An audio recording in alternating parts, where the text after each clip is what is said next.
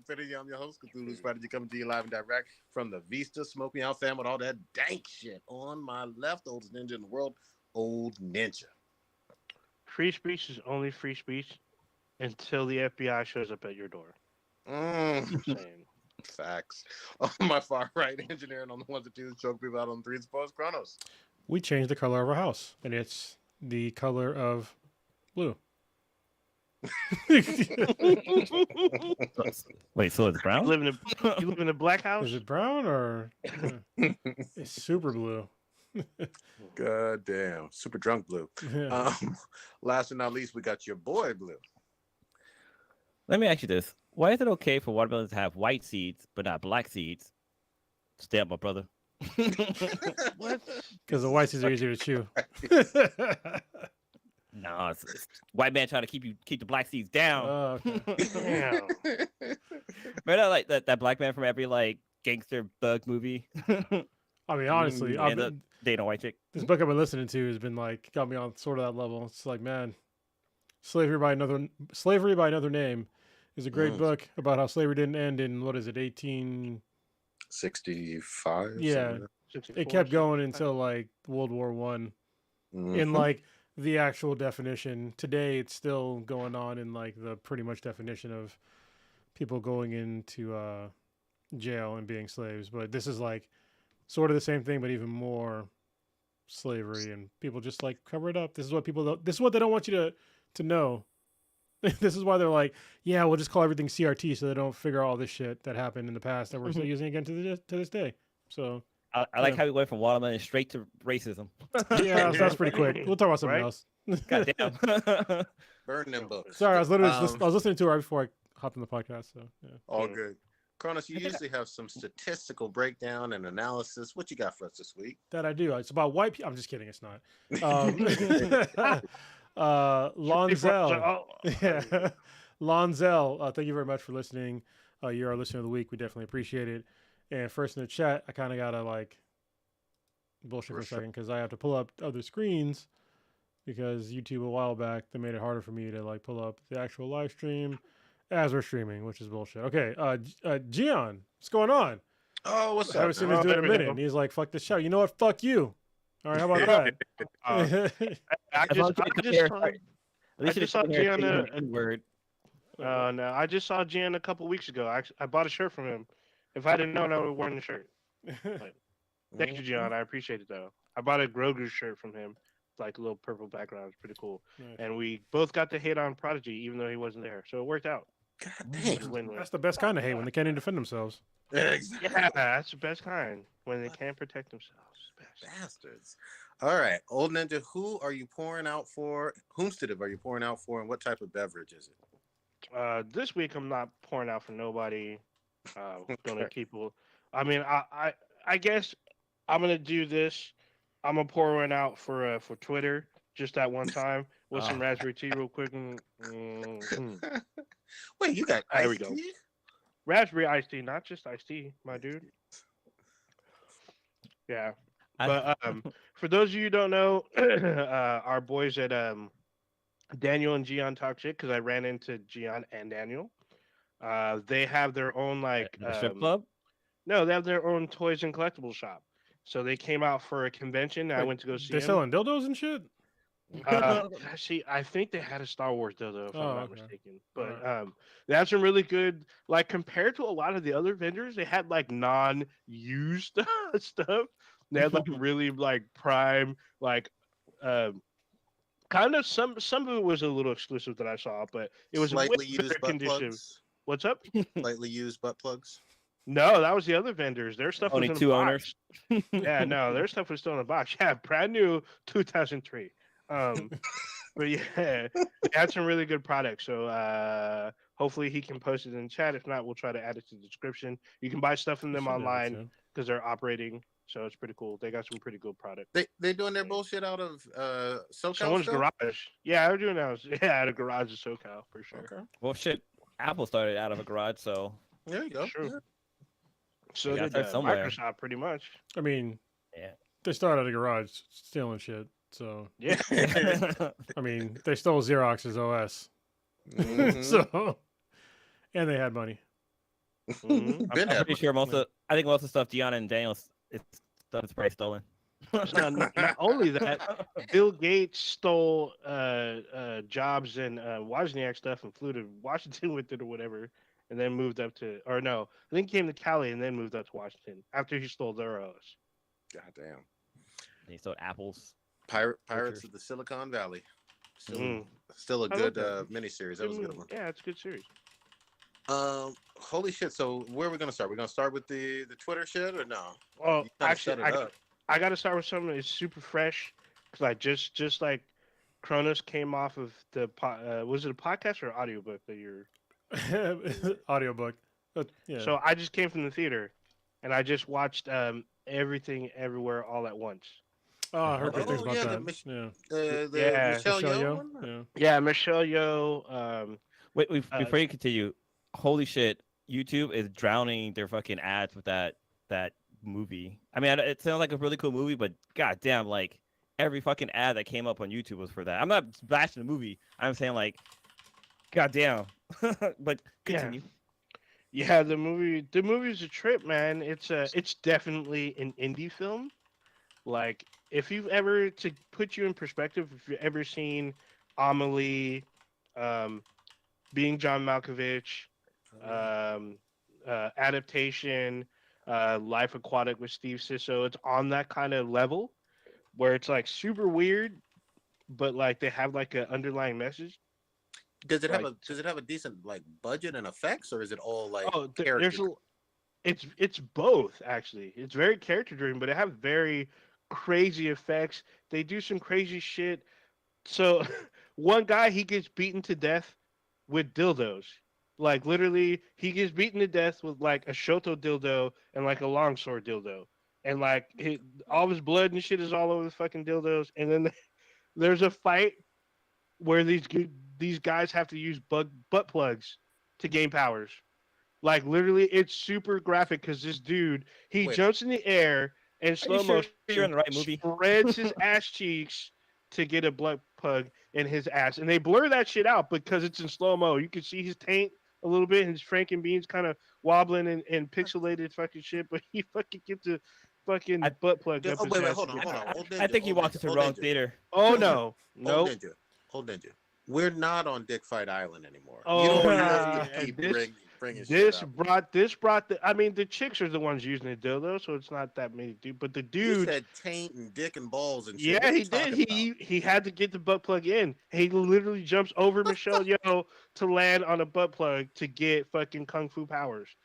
That's how ridiculous but awesome this fucking movie is. It's definitely not. It's You're not definitely selling kind of it. not for everyone because it's like it's super weird because it's like it has this like whole chosen one and you got to fight the evil person traveling across multiverses that are trying to kill you and like Michelle Yeoh's character trying to figure it out like who wants to kill me that's from a different universe and so she has to go through different universes through very weird like tech. It looks like 90s fucking Plantronics fucking headsets that like transport her consciousness to other realms and shit. It's super fucking crazy. But the film's also about family. So it has a Oh very shit! It's got Dominic Toretto's in it. Let's go into the universe. Oh shit! Come after his family. That's a hard fight right there. I'm just saying. He got cars and shit. It's hard when you come about family. He's got so cars all those and people, Coronas. I'm just saying. Mm-hmm. Well, this has dildos and kung fu. So just saying. They show that dynamic between mom and daughter in the Asian family, and I know all those people that were complaining about Wait a turning minute. red. I've seen this type of porno before. What happened with the mom and daughter? It's one wonder swimsuit. How you like, wait, that was Yeah, good. well, no, it's not a swimsuit; it's a bottom dress. But still, You're gonna learn today. but still, they show like family trauma, like from father to daughter, then daughter, uh, mom to daughter, and how they kind of have a disconnect because of just generational issues and the abuse that they endure on each other, and then them trying to reconnect as a family. All that's kind of there, but there's still this whole weird, like sci-fi multi-universe jumping and kung fu. So it tells the story of a family in the language of sci-fi and kung fu. So it's a With dildo. very and dildos and butt plugs. It's a very Look at that. strange and odd like indie film, but it's actually very kind of touching and very very well acted by Yes. Michelle Yeoh. We get James Hong. It's back pretty much. If you don't know who he is, He's the watch. old Asian guy and everything. Yeah, he's pretty much. But one of his better performances. Most people remember him from Big Trouble in Little China. He's still alive. He was an old man. Still then? alive, dude. He's fucking pimping. He's still kind of whooping ass at like 90 years old. It's Wait, fucking didn't he awesome. didn't he just get his name on the Hollywood Star like a week or two It's ago? long overdue. He's long overdue. He's been in so many iconic films, but he's usually the old Asian dude that's like yelling at people. But he's great. He's in Kung Fu Panda. He's in this shit. It's awesome. Watching his performance again is great. He should have been in the first Doctor Strange. I'm just saying. Yeah, he should have been the old the one. ancient one. You Oh, know ancient what? one, yeah. Nothing I can do about that. But if you're really into indie films and dildos and butt plugs, this film's for you. Mm. There you go. Okay. Okay, so you're high on this one, like a Yeah, 8 or it's still 9? fresh. It was very strange. Oh, the meters is definitely for me. This is a 9 Ooh. because this was wild craziness, but they managed to put a family drama in the middle of this really strange like And butt plugs. sci-fi, and it's produced by the Russo brothers. Jamie Lee Curtis is in this How's that an indie Like- film? because it's by the A24. I mean, you can still be a producer. You can produce an indie film. But the they didn't Russo direct brothers, it. I mean, like they're They're the producers, not the directors. The directors are but the two producers come different- with the money, so Yeah, I mean, if you can be a producer on small budget films. So So like literally 3 weeks ago, James Hung got his name on the Hollywood Walk of Fame. He's got a star, and he's done over 500 movies. Damn. it's $25 million for this movie. That's now an indie film? That's kind of $25 million? That's I mean, relatively if they small can- nowadays, I would yeah, say. compared to like a $250 million film. I mean, or that's a $150 million blockbuster, film. but I mean, I'm just saying, an indie film, I'm expecting like nowhere near $25 million, like maybe 1% of that. Yeah, I mean, it's hard to do a film for less than 20. Not impossible, but hard. I don't know. Hold on, let's what's that dude's name? Get Out. I wonder how much Get Out was. Oh yeah, Probably yeah, like- Jordan Peele. I thought that one was horror is dirt cheap. I just need to know. Yeah, it's $4.5 million. Like, Yeah, that one was, but horror is always cheap. It's hella. I fucking mean, but still though, I mean, this. I don't know. I think they're stretching what an indie film is, just because it wasn't made. I think they're calling it that because it wasn't like really made in America, and it's mainly Asian actors. cheap. But isn't it the also like the studio itself that's involved? In Yeah, terms usually of the not one of studio like major Miramax. studios? Just because it's not not a major Miramax. studio doesn't. I mean, that's a lot of fucking money. Like, Mm. what is the definition of indie? I guess. Like maybe I'm misunderstanding here, but $25 million to India. me doesn't seem like an indie film, especially when you have like a So huge actors in it. Like Michelle Yeoh is not. yeah, but so Life Aquatic with Steve Sisso is also considered an indie film with a $50 million budget. Mm. So and that had Bill Murray, Angela Bassett, Kate Blanchett. Had a bunch of stars in it, but still considered an indie film. Well, sure. All right. That I'm seems pretty very sure. I'm odd. pretty Gian is probably Oh. screaming at the screen right now. I guess. Probably. Okay, so I'm looking at like nofilmschool.com, and it says that it's $10,000 and $25,000. 25 million. Well, that's for a new filmmaker. I guess it's okay. This is already all fucked up. It's already all muddy. But for me, when you're in the millions of dollars and you have somebody that's clearly a star of a film, Big fucking she's not a name. nobody. I mean, these are big name people. Like I just don't understand how the fuck that's an indie film. So I know this is Gian just- is opinionated in that chat. He went to USC. He hasn't- to find he he hasn't his- said hasn't, shit he yet. hasn't said anything yet. Dude, so I'm looking at James Hong's like filmography and stuff he's been in a TV show. If you could think of one TV show or one movie, this dude has probably been in it. Yeah, and it's got Like Jim. he's been in Batman. He's been in Ninja Turtles. He's been in fucking He's in X-Files. Troll. He was in Troll Hunters. So, Mhm. and also, fucking on Netflix. Jamie Lee Goddamn. Curtis is in this fucking movie too. So She is. But it's an indie film, I this guess. is so. I'm looking at the definition of indie film as a short film or feature-length film that is made without a major studio or big production company attached, which this does not have. There's no Did he fit in major. Godzilla? There's no what? There's no big major studio behind this. This is by A24. That's not a big No. studio. I mean, just Oh. Wait, dude, I'm jumping all over the place. But remember when James Hong was in Revenge of the Nerds and he played Yeah, Snotty? he's and Junior Savior. He's in part 2. I remember that. Not in the first one. Yeah, he taught Booger how to be more Booger. He teaches him how to be more precise. And it's funny, when he draws his big snot, his eyes get all big and cross-eyed and shit. That shit was hella funny. Sorry, Revenge of the Nerds. Fuck, man. That was a long ass time ago. dude, They're that trying to movie bring would it not, back. that movie would not live up to today. Like it would be No. canceled right away because technically the dude raped the girl. Did I See? miss that? The scene where he dresses up as Darth Vader and she mistakes him as somebody else, and he has Because sex with her. well, he eats her out. But Oh. that's still rape, Yeah. though. yeah, Yeah, That if wasn't there's, no, consent. if there's no consent, then that's a bad look. So, There's, yeah. yeah, Okay. there's a lot of shit that you can't make today. Like if you go back and watch like a lot of really old movies, like I remember, I can't even say the conversation I was in because it was in a secret place where you can't talk about it. But I was somewhere with dudes, and they were talking about like some anti-LGBT shit about like pushing it on kids and stuff like that. Like, oh, why you gotta have them showing them their sexualities and kissing and shit? I was like, go back. Remember fucking My Girl? They were kissing in My Girl. They were like preteen. Nobody gave a fuck. You know what I mean? So just if you're gonna be like, oh, don't push sexuality, then it's gotta be on all of them. You know what I mean? Don't pretend all of a sudden that your stupid fucking fake moralities only care about or cares about all sexuality. It's just say that you don't like gay people. Yeah. Like just be honest. Don't sit there and say, oh, they're pushing their sexuality on us. It's like it's nothing to do with that. It's just like you're not comfortable with seeing it. It's fine. Well, Like it's not fine. You're a bigot, but just be honest.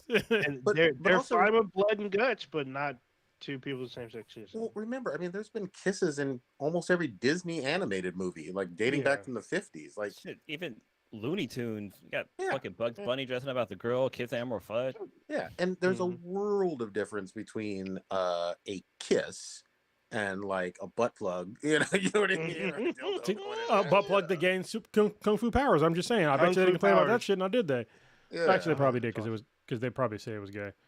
Well, then even any like live action show that a kid will watch, like That's So Raven or Girl Meets World, Boy Meets World, like they have relationships on there, and they have like boys want to kiss girls and blah blah blah. Like the stuff is there. So Yeah, but movies like Weird Science, you couldn't do today No, because no, it's a no. grown woman with 2 teenage boys, and she full on makes out with them.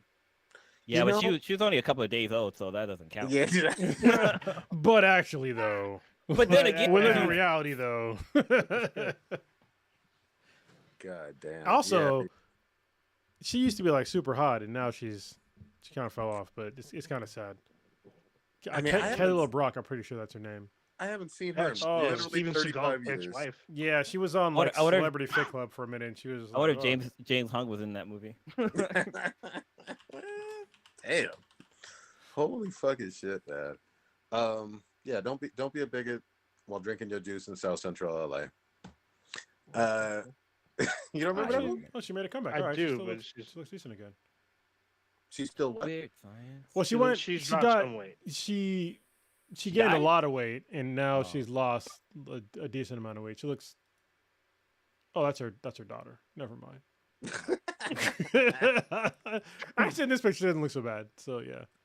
Yeah, I'm Actually, looking yeah, at it ones looks like where she she's has dropped some- some weight. So I mean, that okay. was early 80s, right? Or early mid 80s? I thought it was What, late late 80s, 80s. early like 90s. 86, 87? something like that. Yeah. Okay, yeah. Well, it's been a minute. Yeah, that's all I know. Hold on, their daughter, she's in the WWE. What the fuck? Dude. Oh yeah, this movie came out in '85. Oh, and Okay. RDJ's in it. Well, So- the other thing that was cool about Weird Science was they had a TV show as well that I used to watch back. Yeah, I heard the show was shit though. It probably They have a was. re- but- Doesn't matter I when just you're a like- kid. yeah, exactly. Do you have didn't they make a remake? Like Weird Science 2 or some shit? I don't think they did. Maybe. Maybe. I hope they I did. feel like there was a sequel. I'm gonna look it up and see. Use that Google bullshit. It could have been Fine. direct to DVD, direct to tape. I'm sorry. Back then it had been tape, Yeah, VHS exactly. and shit. Holy fucking shit. Remember that shit? Like, remember what back in the day when it was like direct to home video, that used to be like a death sentence for any movie.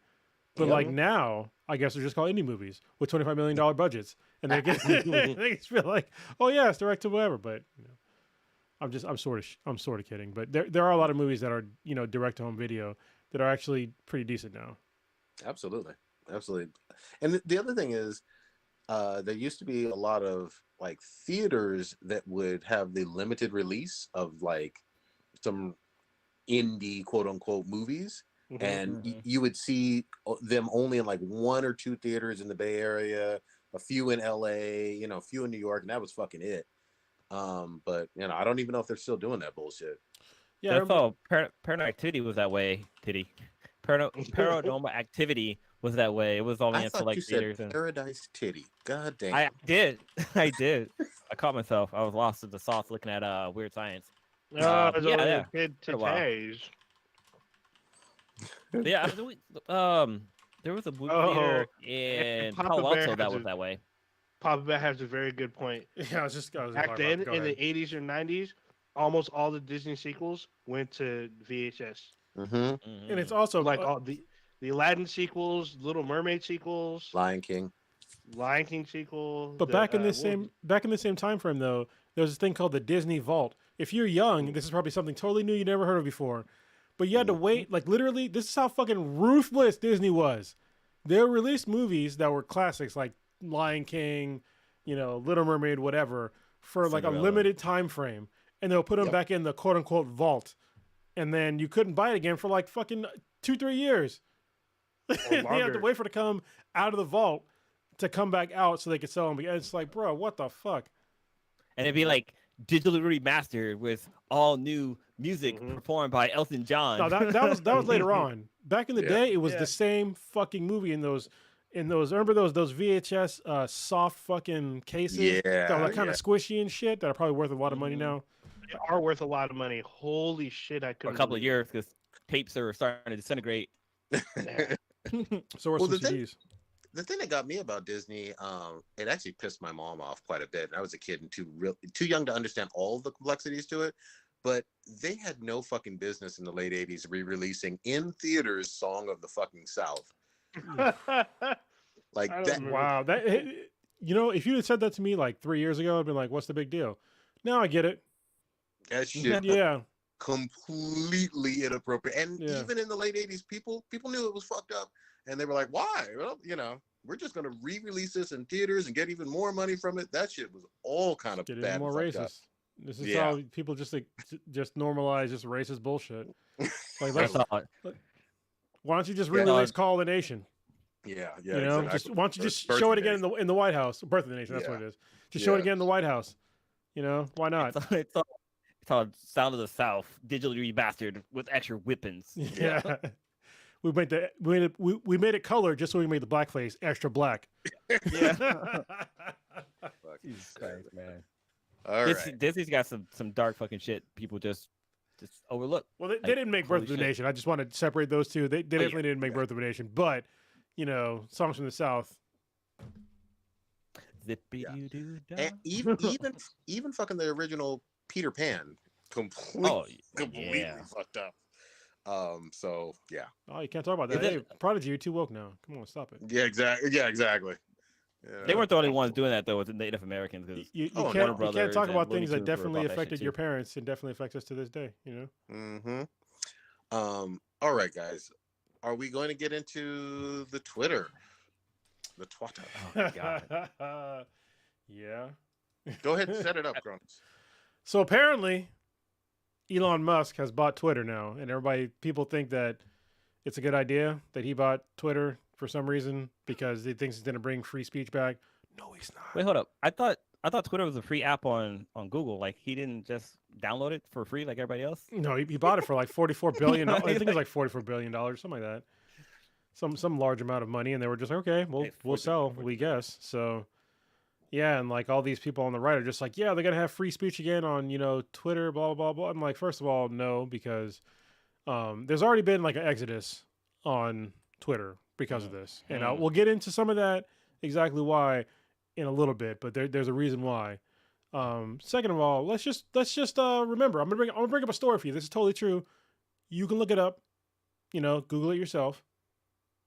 Earlier this year, Elon Musk offered to buy a user's Twitter account for $5,000 because this kid who was 19 years old was using public information to tweet out exactly what flights and private planes that Elon Musk was using when he was flying places. And he told him to stop because, he wanted to make that private, but it's public information. Mm-hmm.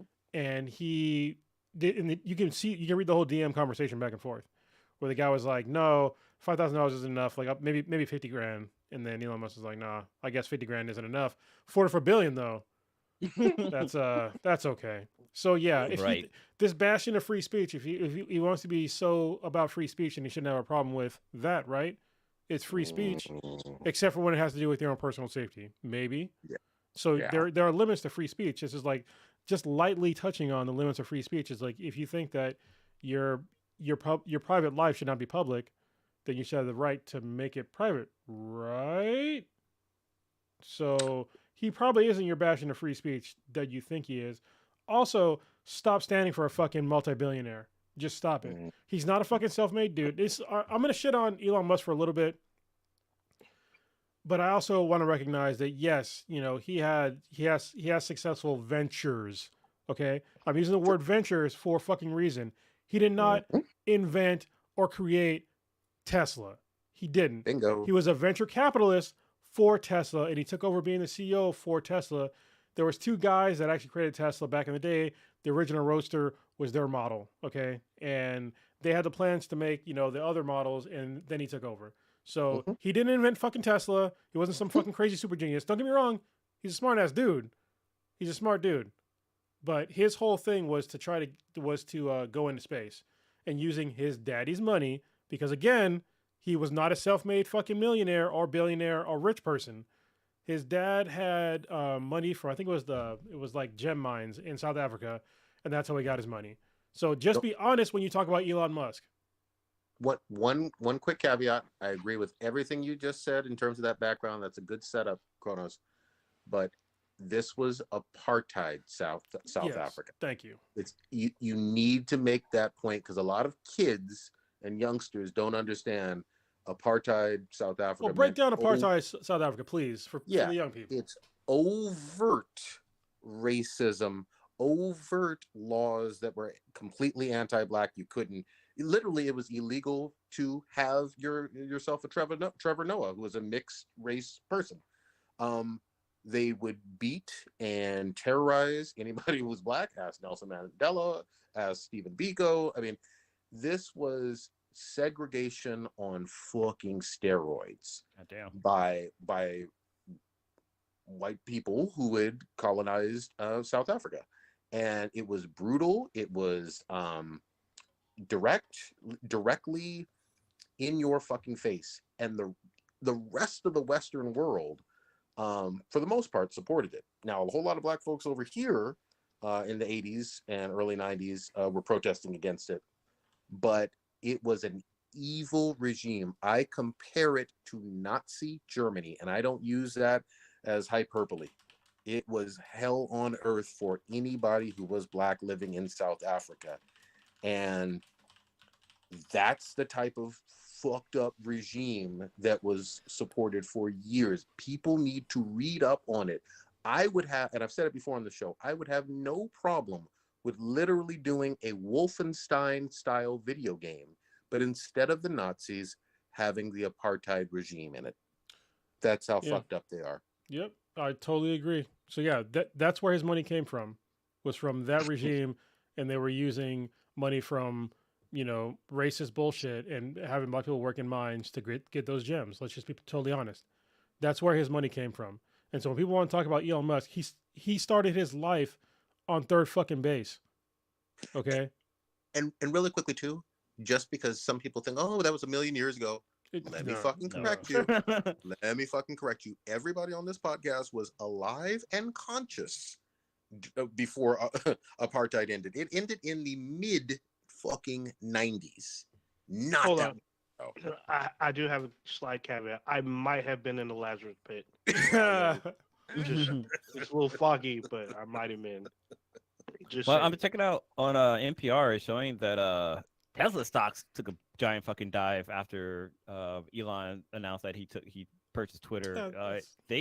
Tesla dropped $125 billion. God damn. I'm not surprised, but also it'll bounce back. But let me just, I want to paint a picture for everybody that's out there thinking, well, why is this a big deal to you, Cronus?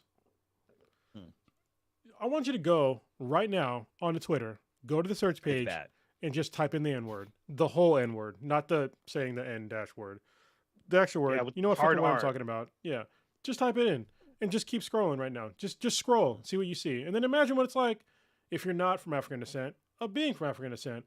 As you scroll through all that shit, see all the racist motherfuckers that are just waiting for somebody. Even though I'm not blaming this on Elon Musk, this is not his thing. I mean, I don't think this obviously wasn't. He didn't mean for this to happen, but it happened, and so I have to point it out. But just go through Twitter right now and just scroll and see how they were waiting for somebody of the quote unquote free speech to take over this platform, quote unquote take over the platform, just so they couldn't fucking wait to drop the N-bombs, because there's a good portion of white people that just they can't stand that they cannot have that fucking word. They can't stand it. And it's just, I don't fucking understand it. I don't fucking say it. But they can't stand that there's something that they cannot have. And it drives them nuts. And anytime they can get any sort of like semblance of me being able to say it or them being able to say it, like they'll just say it. And so this is where it's coming out of the woodwork. Is it okay for me to say it? And this is literally what they're saying in context. Is it okay to say the N-word now, like without saying the N-word? And it's just like, is that's their version of free speech, is to disparage people of African descent. That's their version of free speech. And I'll just add anti-Semitic stuff. Yes, completely on there. Transphobic shit. Transphobic shit, stuff against eight people of Asian descent as well. Because people like to say, "Oh, it's just a black issue." No, racist, evil, vile shit is. You pick your group, pick your minority group, and you'll see it. Go ahead, old ninja. Sorry, but so I've been doing this the last couple of days just to see, and it just keeps growing and growing, and like the most common one I see is like, oh, it's either can we say the N-word now, or thank you Elon Musk for letting me say the N-word, and they spell it all out. Other people just put the N-word with the hard R and they copy it all the way through.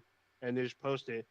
This one dude, he posted the Nazi flag with the N-word on top of it, and people were like, "Oh, this guy is putting out bangers!" Like they're congratulating this dude.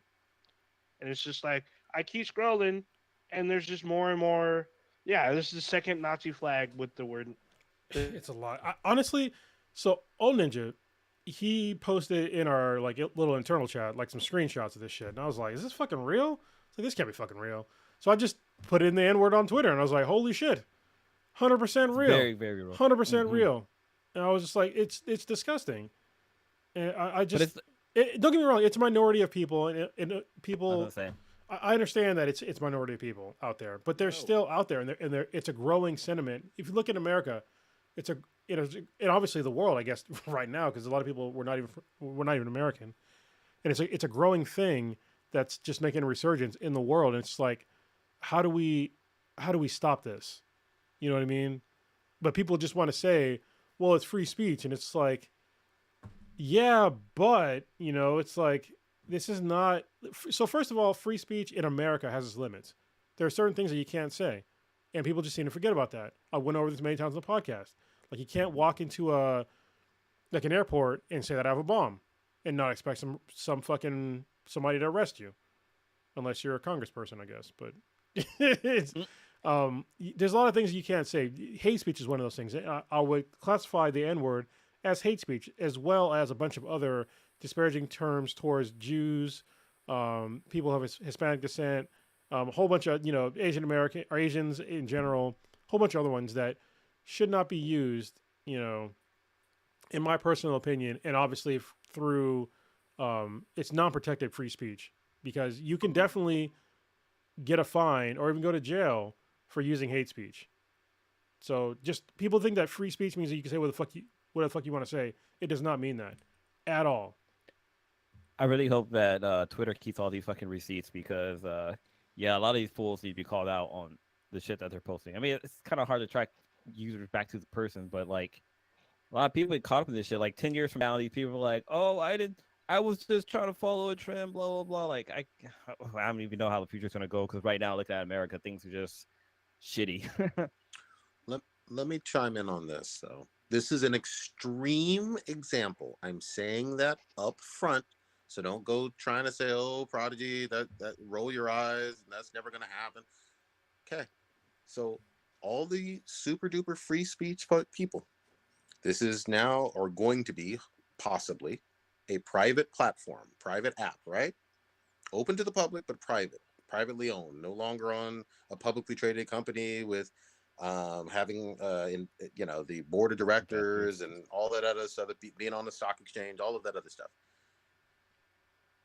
In the extreme with free speech, you're going to see a whole lot of underage fucking porn shit, which is disgusting and disturbing. And you're going to see a whole lot of snuff bullshit, which is also disturbing in terms of beheadings and killings of real life people, live or videos of it. Disgustingly disturbing shit could also, unfortunately, in the extreme example, be classified as free speech. I'm not for any of that bullshit. Like, some shit needs to be fucking censored. I agree with Kronos what he's saying in terms of hate speech, obviously, yelling fire in a crowded room and all that.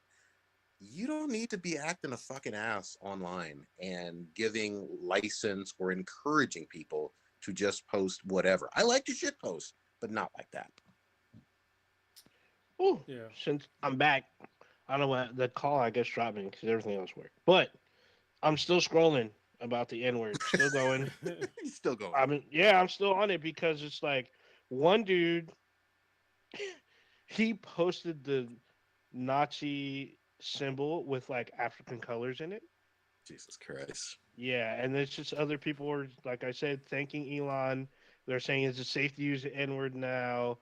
Thank you, Elon, for letting me do it. Other people are like, "Oh, I said the N word, now give me likes," and they're getting like 100 or so likes. Yeah. As of a few hours ago. Yeah, this is the thing that I don't. It's just it's crazy to me that it's like. This is my. I'm going to give you a small conspiracy theory. This is a Cronus conspiracy theory that may or may not be true. How come all of a sudden, Twitter moderators are just. Where the fuck are they? Right. They probably quit. Like, seriously. I mean, before this, if you type in the N-word, you get very few hits. It'd mostly be Niger, the actual country in Africa. But usually stuff like this would just be, totally, blocked, or, they would have their shit banned or whatever blocked. It has an automated system or something that would flag these and take them down. Yeah, but this is like, these are days now where I've seen these posts are still up, and for at least the past 2-3 days. I see some go back 6 days. Yeah, and Nazi symbols with the N-word and all these things, and it's just like, Twitter. I mean, did you just stop moderating Twitter? Because before this, people got banned and shadow banned and all this stuff for like way less of an offense, and now we're getting just straight up bigotry and racism on your platform, and you're just letting it go. And if you're letting it go just because Elon Musk bought your platform, and this is how you show like what can happen, then fuck you. Like, keep doing your job and stop tainting this platform because you didn't like the guy who bought you. Like, if you have a problem with that, just quit your fucking job. I mean, maybe sometimes it's not that easy. I understand it's not easy to just quit your job, but still, like, you're affecting the lives of like a lot of people. But like, seeing this bullshit on your platform, it's going to make them want to leave. This is why you're seeing like a huge, maybe not huge, but you're seeing an exodus of Twitter because of shit like this.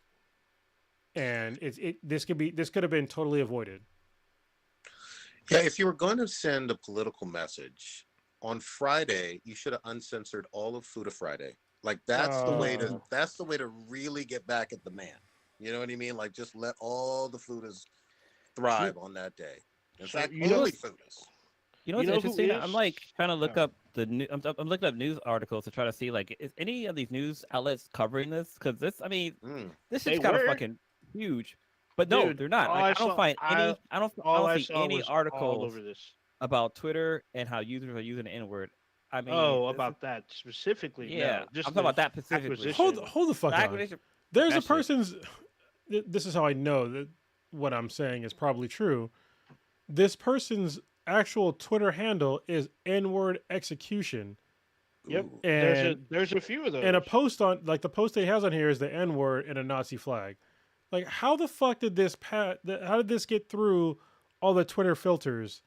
If you look, you should see, did they just join? Because they probably just created that page. Yeah, they did. It's what they've been around for a couple of days, at least a day. Like, dude, hold on, just go ahead. Sorry, just real quick.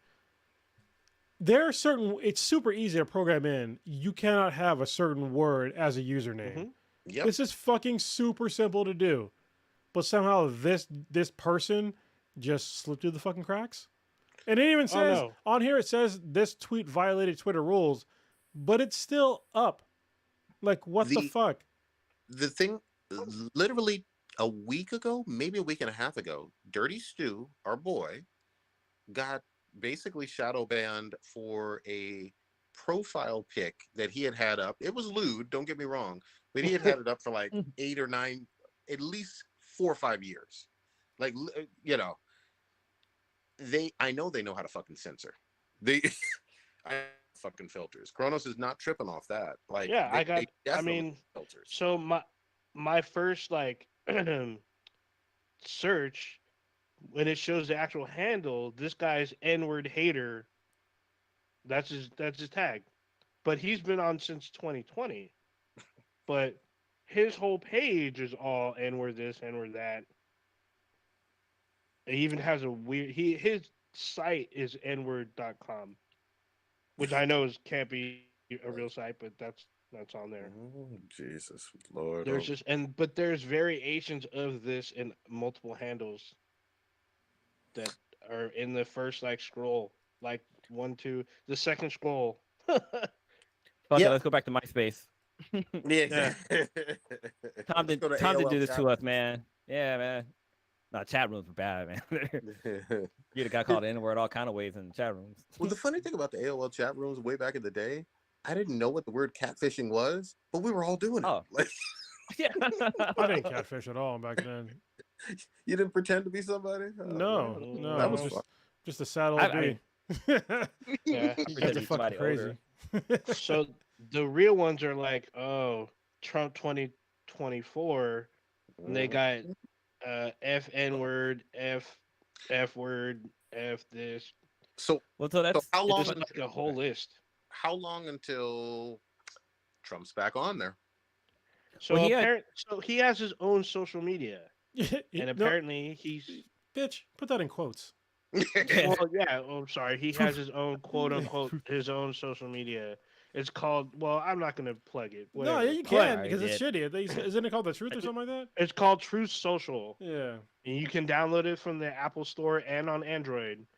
But he said publicly that he's not coming back because he wants his own platform to flourish. He put his money into that. Why would he go back to Twitter? He didn't put his money into it. But he put someone else's money into it. Yeah, well, he put all the people who subscribed to his bullshit that he was charging $100 every fucking week. His cult followers are waiting for him to come back to Twitter because they're like, oh, bring out the great one and bring out the great, like, unlock his account where we've been waiting for him 2020, 2024. Just like, dude, this is. Well, here's a little fun fact. Trevor Noah on the Daily Show had talked about how his Trump's social network thingy or whatever, but he had mentioned that Trump have only posted only one time on that app or that platform, and that was 3 months ago. He hasn't posted anything since. How you gonna have a product that you don't fucking use? Like, I mean, if you're selling drugs, that makes sense. But I mean, this is social media. You need to, like, especially if you got followers and people want to hear your words, but I think right now their daily use counts is only at 50,000. So Well, this is actually one of the other problems that I had with besides if Elon Musk wasn't buying Twitter to invest in it, which is I mean, if he wants to buy it to invest in it to make money off of it, that's fine. I mean, that's what he does best. I mean, he's a venture capitalist. That is what Elon Musk is, a venture capitalist. He's not a fucking scientist. He's not a fucking crazy genius. He's not some fucking inventor. He's a venture capitalist. Okay? If he wants to make money off of, Twitter as an investment, that makes total sense. But as far as like him trying to make it into like, something beyond that to like get, right wingers in, like I don't think he's that guy. I think that if he made any sort of moves towards that sort of direction, then Twitter would lose even more people. Because, like I said, people already leaving Twitter. Like we've lost Twitter followers already. A lot of other folks that are popular have lost Twitter followers. They're just people that are fucking famous that have millions of followers have just uninstalled it and just stop using Twitter because of this. And that's just because of the small maybe threat of what Elon Musk might do. But I don't think he's gonna change much at all. I think the one of the changes that could be good that he can make, which anybody could have made besides it shouldn't cost $44 billion, is an edit button. That doesn't cost $44 billion. Seems like a pretty bad investment if you just wanted to. But also, I don't fucking have $200 billion.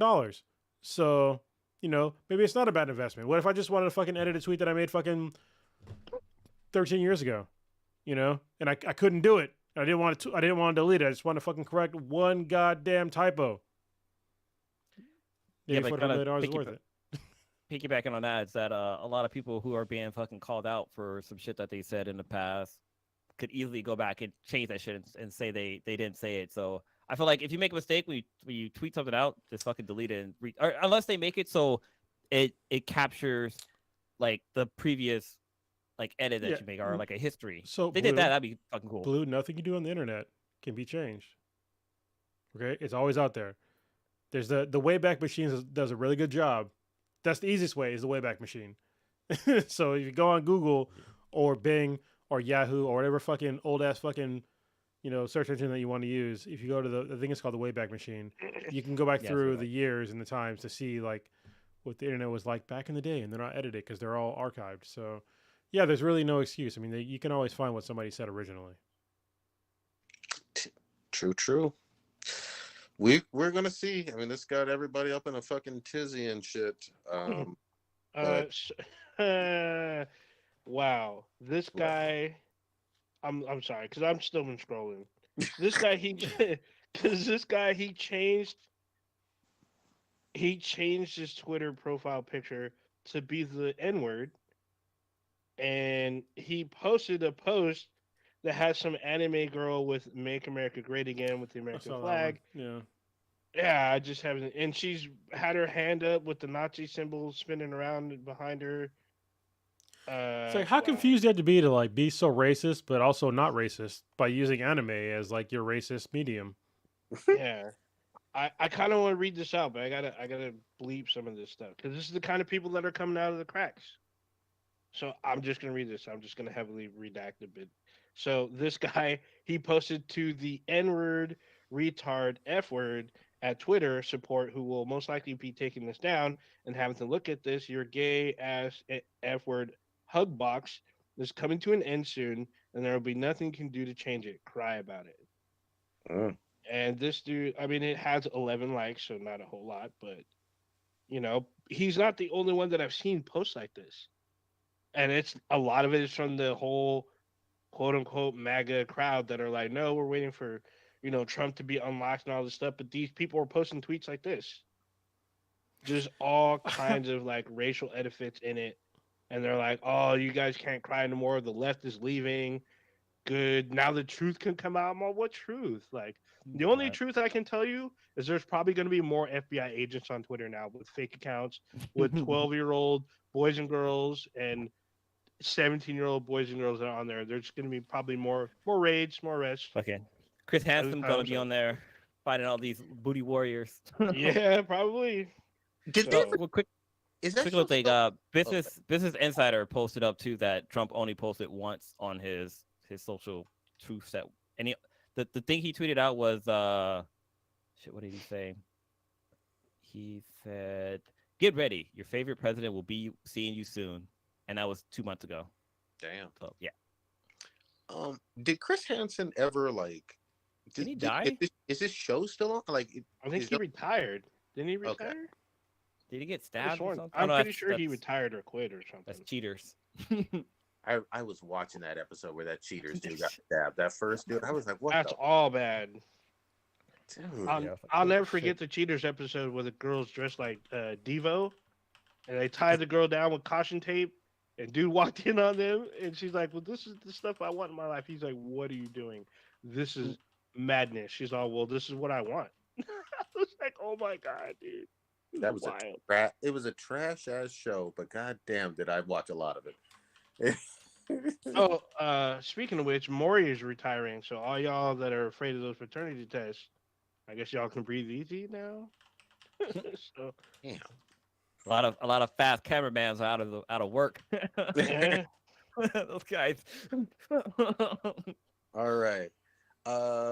Old Ninja, what the fuck who is El Muerte? And why are we doing this guy, huh? This is your boy. I don't know who this dude is. It's always your boy to Prodigy. Yeah, it's always. This is the thing now. Apparently, hold on. I don't know shit about this whole story, but I bet you he's a piece of shit. Go. So, El Muerto it's Muerte. Which means it's the death. He's a Spider-Man character. Apparently, he's a Lucha Libre character. Is he though? I don't know. I've seen what he looked like in the mask. I don't even know the guy. The guy who's playing him is some Latino star. I heard it was Bad Bunny. Now I had to look. I don't know who Bad Bunny is. So I've seen what he looks like. Songs. Yeah. I probably know his songs, but hold on. I think we do technically know Bad Bunny. He's in one of those Corona videos with Snoop or commercials with Snoop. Sure. I thought Bad Bunny was that girl from the Maury show or something like that, or Dr. Phil. No, that's Bad Baby. That's Bad Baby. Oh, yeah. that's right. Bad Barbie. She's terrible. Bad Baby. It's pronounced Baby. But no, I know that So I just watched it before I saw Everything Everywhere All at Once. He's in the new film Bullet Train, the one with Brad Pitt, and like he looks like Sacha Baron Cohen with an afro. That's what he looks like to me. Gotcha. So he looks like God, what's that? Little Dicky. He looks just like Little Dicky. Yeah, he's darker than Little Dicky. Like a Latino. Like, Little Dicky got afro too. You just got ginger fro. But this guy is a relatively new he's an artist. comic person from 2013, 2016, and he's getting his own solo quote unquote Spidey film as Prodigy would say. I'm just like, why? Hey, listen, if what's her name? Madam Oh Web? Jesus, no! I'm bringing up her name now. Naomi. If Naomi can get her own show on CW after having like a half comic book run, then I guess anybody can do it. So and don't get me wrong. Hey, before anybody's like hating on me, I like the first Naomi comic, but then it just stopped. Like halfway through, I was like, okay, I guess this chick is just fucking done. And then all of a sudden they're like, oh, she has her own show. I was like, huh, that's interesting. She has her own show. That's okay. And then all of a sudden it was season 2 of that thing, which is this is what DC does to like shortchange minority groups for all their comic books, is that they'll do seasons. So if you pick up any comic that says a season on it, I can guarantee you that it's a minority character. They're gonna be black, Latina, gay, whatever. They're gonna do a season run to see like how well are white people gonna receive this in America. And if it doesn't do well, then they just cancel it. So case in point, and I loved it. The Green Lantern with Sojourn. What was her name? Oh yeah, with what's her name? The crazy chick, right? They're ring try to kill people. Isn't it Silver Rodriguez? No. The Black Green Lantern girl. Oh yeah. Okay. I know you're talking about. I know you're talking about. She had the crazy fucking. Oh, the Janelle Monáe chick. Exactly. That was a good example. But hold on. What they said on release, it was a limited series when they started. This is to my point. Yeah. Exactly. And then they did it with Mr. Terrific quite a few times as well. In Black terms Lightning. of the Terrifics, Black Lightning, yeah. They did it with Shock, the new seasons of Static Shock. Yep. So yeah, there's certainly a fucking pattern there. But this character looks dope. Are you talking about the Morita?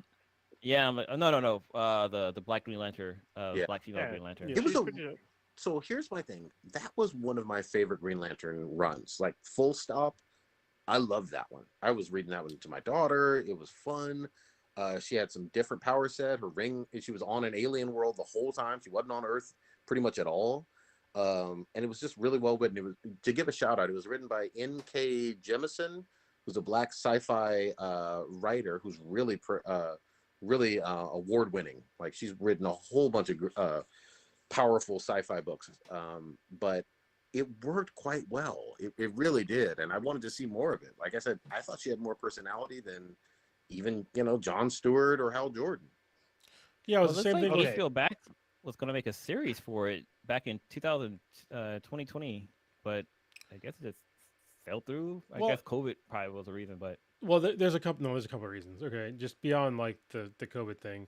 So around the same time, they also had Green Lanterns, which was Jessica. What was her last name? Cruz. Jessica Cruz, and I forget the dude's name. Simon Bass. There you go. Fucking Prodigy is on fucking point tonight. Thank you. I've been drinking. Simon Baz, who was a Muslim, and then Jessica Cruz, who was of Latino descent. She's also agoraphobic. And so that was like, that might have been too much for like a lot of people. And then you had Sojourn, who came up a little bit later, and then plus the Latina girl who had like some crazy fucking Green Lantern powers. Yeah. And I think I have her. Oh shit, it's right fucking here. This is her right here. Oh and, yeah. Well, she didn't really have a ring, and it was like a really weird thing. I need to finish this comic because I pulled it out because I've been archiving my comics, and then trying to like catch up on some ones that I need to catch up on. But yeah, she was an interesting character too, which I think Sojourn was actually trying to help her out. But the comic was called Green Lantern. It was like a lot. So if you're like a traditional Green Lantern fan, the past like 5 years were probably like, what the fuck? But if you're more open to like reading about new characters that are kind of cool, even if you think about Green Lantern in general, it's different people. Yes. And so if you're open to different people, you're fine. But I'll have to give a concession. If you have like 5 new Green Lanterns in 3 years, it can be kind of a lot. Yeah, so, absolutely. I agree. I agree with I'm looking at her origin story, and it's pretty fucking dope. Like, they cover like 9/11 and the whole Black Lives Matter. Like, basically, she was a cop and she went to turn somebody in, but apparently she was fired because somebody tagged her in a Black Lives Matter post. Mm-hmm. And then I guess after that, she went into depression, and that's when she kind of received the ring. They did some very unique stuff with her ring, and again, I like the fact that it wasn't earthbound or whatever. It was a solid run. It was one of my upper echelon of Green Lantern comics or whatever. So I give props to that. But to Cronus's larger point, there's some fuckery going on. They're just fucking. I wanna reel it back to the first of all, we fucked up his name. The character's name is El Muerto. Yeah, El Muerto. Muerto? Yeah. So the guy, Bad Bunny, he's a musician, but he's also a professional wrestler. Shut the fuck up, really? He's a professional wrestler from Puerto Rico. He is Spotify's most streamed artist. Wait a minute. 2020. Is Gian still in the chat? How come he didn't tell us about this Puerto Rican awesome fucking wrestling artist? He's probably been screaming in the chat. We also fucked up because when somebody says Puerto Rico, you got to go, oh! That's some 90s shit right there. Early 2000s, some club shit. Puerto Rico, oh! So this guy was in F9. He's in F9 and he's in Narcos Mexico. So I always heard good things about that Narcos Mexico. I wanted to fucking watch that shit. I need to go back. But anyway, I mean, here's the thing. We don't know enough to technically hate because almost nobody's read this character in the Spider-Man comics, and he hasn't been in very many comics either. Like the deep fucking Spider-Man super fans, I think, found 2, 3, 4 issues with him. It's like it's a handful. This is the crazy thing, all right? This is what the problem is with like the mainstream people that don't read comics. When there's a new character in comics, that is a fucking huge deal in comics in general, and it's worth a bunch of money. Like, if you make any new character in any fucking comic book, and they're even a marginally fucking successful, it's worth a bunch of money. I'm gonna talk for a second, and I'm going to show you in a second what I'm talking about. I got a perfect example while Kronos grabs something. Punchline, brand new DC villain, really. Harley, the Joker's new girlfriend, new bae, bad as fuck. And to me, she went toe to toe with Harley Quinn, and I was like, you know what, DC, you're fucking up. You could put this girl in an animated series and some live action down the road. I mean, you could do almost anything with it. I could already see the cosplay immediately, like off the first comic issue. I was like, oh, she's gonna get cosplayed. What you got, Kronos? She probably already has. Sorry, I was trying to find like my Black Panther. There was a Black Panther that came out recently. It was number 3, I think, and it was a new character. I forget his fucking name, but it's worth a bunch of money for some reason because there was a new character at the very fucking end. Oh wow! Okay. And that was a huge deal. So I'm pulling out like my comics that are like kind of rare and like worth money that I know of. This is a cool like Berserk comic that I think this is the one from Cape and Cowl. One of the ones. That's good shit. Let me see here. It's another fucking Cape and Cowl thing. It's just like from Deadpool. This is a Cape and Cowl one. Oh yeah. These are new ones. I'm kind of showing off, but let me pull out this one. Here we go. I had no idea that Hell Arisen number 3 was worth so much fucking money. I bought this comic and I had no idea. It's not a normal pull, but this is like one of the first issues that had a full shot of what's her goddamn name? She was Joker's. I probably just mentioned her. Punchline? No. Punchline, yes, Punchline. This is like Punchline when we first see Punchline was in this, and it's worth like a whole bunch of money now. It's like it was fucking crazy. It was just crazy. Like you have no idea like which comics are going to be worth money based upon like a new appearance of a character. So people talk about they complain about, oh, there's some new character. Blah. Shut the fuck up. All right, because you need new characters. We don't need to have the same fucking old characters doing the same old fucking bullshit. I mean, it's cool to like have them, like for traditional sake, and I enjoy reading like a lot of these stories. But you need new characters to interact with these old characters to make new stories. Yeah. That's the way it is. There's a new Hulk. The Hulk has a fucking Hulk right now. Did you aware of that? His name is Titan. He's fucking dope. I'm pretty sure the comic that I have that has the first appearance of Titan is gonna be worth some money because it's a really interesting story about how he came to be. But it's these non-comic book readers that want to complain about diversity in comics that just don't get it, and like racist comic book readers that want to talk shit about diversity in comics. Like, listen, if you don't have diversity, first of all, we're talking about fictional shit. Like, and if you're an adult, like, first of all, you're just reading made up shit. Like, so why does it really affect you? I read books all the time. I read comics, obviously, a shitload. Like, when you look in the background of my office, you're seeing 6 long boxes, but that's nothing. That's not my comic collection. My comic collection is like over there, and it's oh, Jesus Christ. It is 6 by 5 long, short boxes long. Yep. So it's a lot of fucking comics that I have that I read, and some of them you might not like, but I'm not gonna not like a comic only because the person's gay or the person's white or black, or it's like, is the story good? You know what I mean? Like, that's the main thing. Like, is it enjoyable? But people are just dicks. Dude, I read up on that on the Hulk, and I was like, holy shit, this is fucking dope. Because basically, because Bruce Banner is taking control of Oh no, Hulk is like some kind of like he's a a fucking spaceship. Like no, the Hulk is a goddamn spaceship. Fucking Bruce Banner is more dangerous than the Hulk. He made the Hulk into a fucking spaceship. And like he can control like the power levels, right? Like he can go from like a 1 to a 10 or something like that. And it's the first time Hulk ever goes to a 10. Look at the creativity. I'm sorry, that was a 9. Yeah. When Titan came out, that was a 9. Look at the creativity.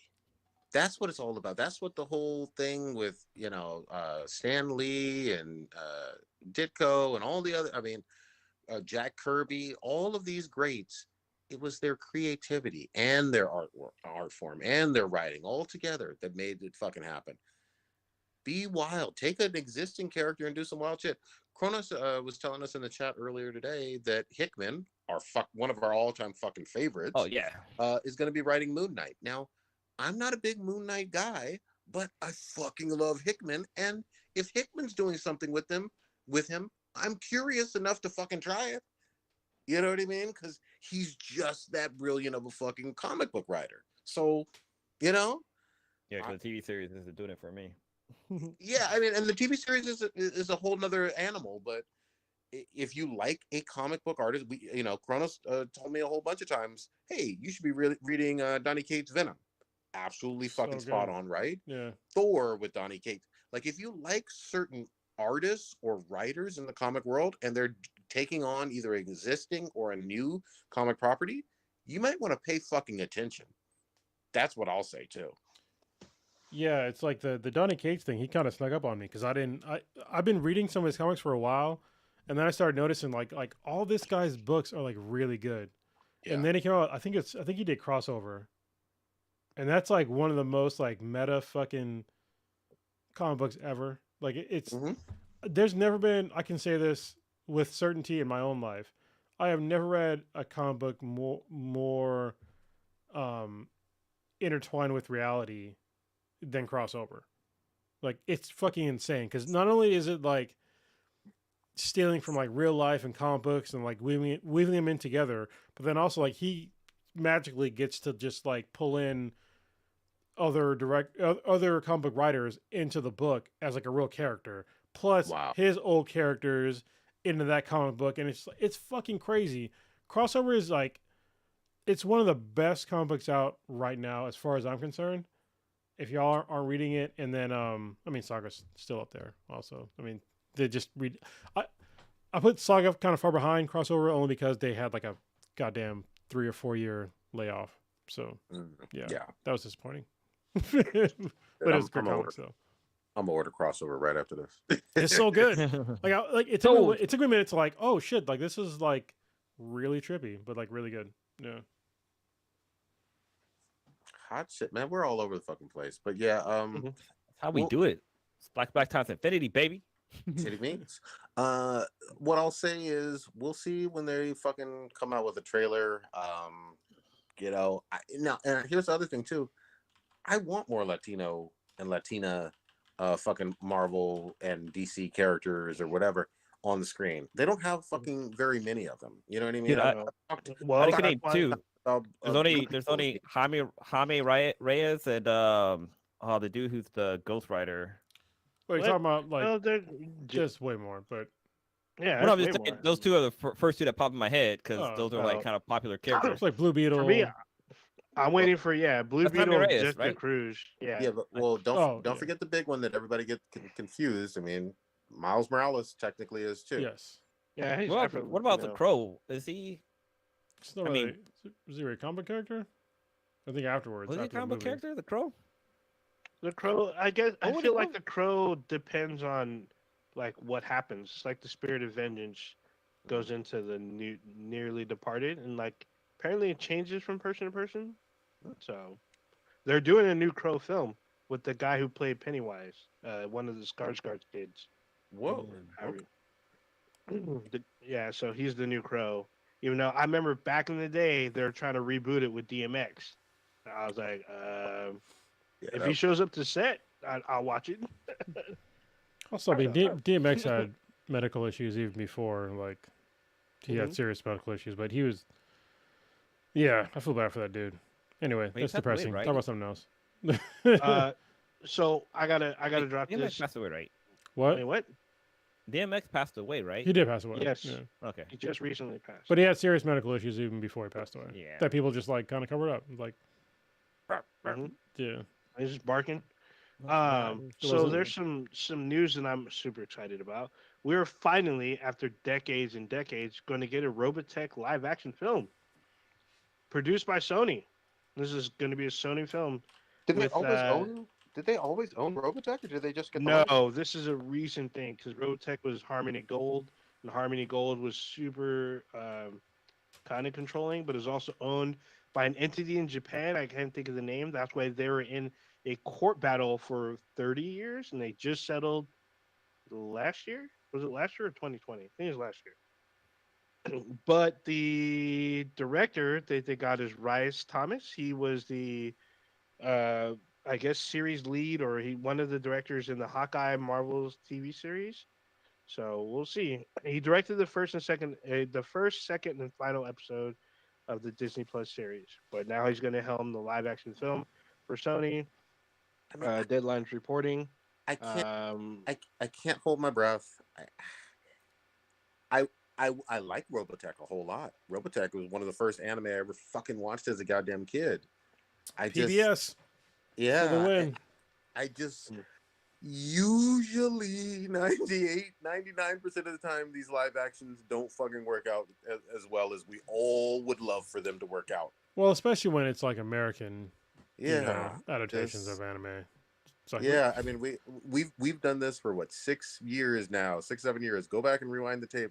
Almost all the time we get excited. We're like, oh yeah, this could be cool, and 99% of the time it's like complete and utter shit, and we're all fucking disappointed and mad. You know what's crazy? So I hope it breaks the streak. This is what's I hope crazy it to me. breaks the streak.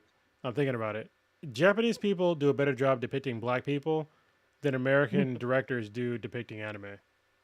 Facts, complete facts. So all I know is I hope Mei is not in this fucking movie.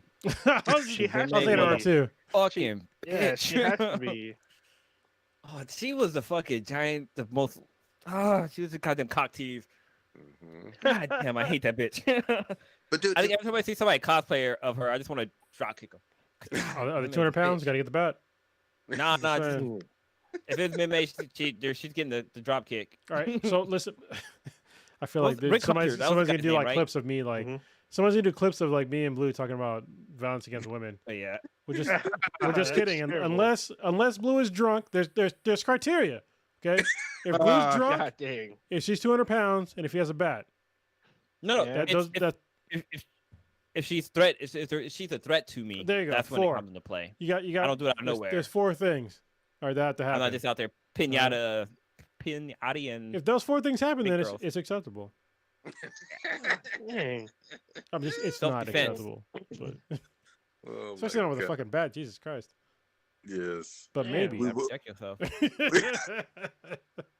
So we will fucking see on the Robotech. I also heard God, fucking Mei. on sticking with Sony a little bit. We're gonna get. I didn't see this movie last year, but I really wanted to. I think Stitch and Old Ninja liked it. We're getting a new Ghostbusters. Oh Afterlife yeah. sequel. Oh yeah, I thought Yeah, too. dude. movie. Afterlife was so good. It It was was so really good. good. So good. Did they set up a sequel, kind of like towards the end with a teaser? Actually, no. So it's open. Not I mean, really. any movie that you make, you can make a sequel off of if you really That's want to. So you Mhm. know, Very I mean, true. unless all the characters fucking died, you know Oh what I mean? yeah. Or you No, they made, could or it was like make a Human cartoon Centipede of it. 2, where you could definitely not make any of those ever again. I'm just saying, don't watch Human Centipede 2. Human Centipede 1 was kind of funny. 2 was not funny at all. I'm just No, saying, it's you not. know, you could definitely seen go 2, your whole yeah. life and not watch it, but definitely watch it and then complain about it to me. have a party. Invite all your friends. Oh yeah. Yeah, Have a potluck. Have no, your friends not over. even just have a potluck, have some really good food and shit, nice drinks, and then watch a movie about some dude jacking off with barbed wire, and Mhm. then horribly trying to sew together assholes and fucking mouths and shit. Mouths. I'm Mhm. just saying, you could definitely Oh, do and, that. ki- and killing newborn Wait, babies. with your That- yeah, kids in the that baby house, just Mhm. saying that are young, definitely below the age of 3. Who would do such a thing? I don't know. These kids, Your, You your almost crime made makes me my spit pee on my hard. yak. first initial C, last initial P. I'm just saying. Yeah, I almost spit on my yak. He's like, who would do that? Who would do such a thing? I'm like, oh shit, my screen. Spit on my yak all over my screen. We didn't even get to the third one. Anyway. Anyway, but also, hold on. There's somebody in the chat that's actually waiting for us to talk about a very specific, not Pacific, specific subject. I did the whole like weird thing with my hand. I hate doing that shit. Anyway, y'all can see it if you're listening.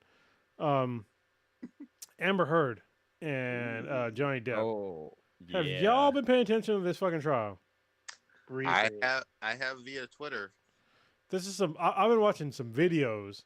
This is like, to me, we talked about it like a while back of how Johnny Depp probably isn't a piece of shit. Maybe he probably is on like a certain level, because everybody is on a certain level. We're all kinds of pieces of shit. Most celebrities are. I mean, most people are pieces of shit. Yeah. On a certain level. Look at Twitter. Yeah. Like, you say the N-word with the swastika and all shit, you're definitely more than a piece of shit, but he ain't that bad. Like, watching the video and like the audio evidence with him and Amber Heard, it's like shit that I think both me and Prodigy, like, we were kind of privy to before, because I pay attention to that more than I probably wanted to admit to.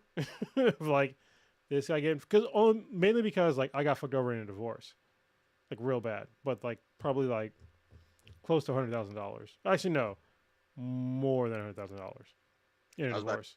I was about to say, I know it's more than that. Yeah, it's way more than that. Just getting totally fucked over with like false allegations for like bullshit.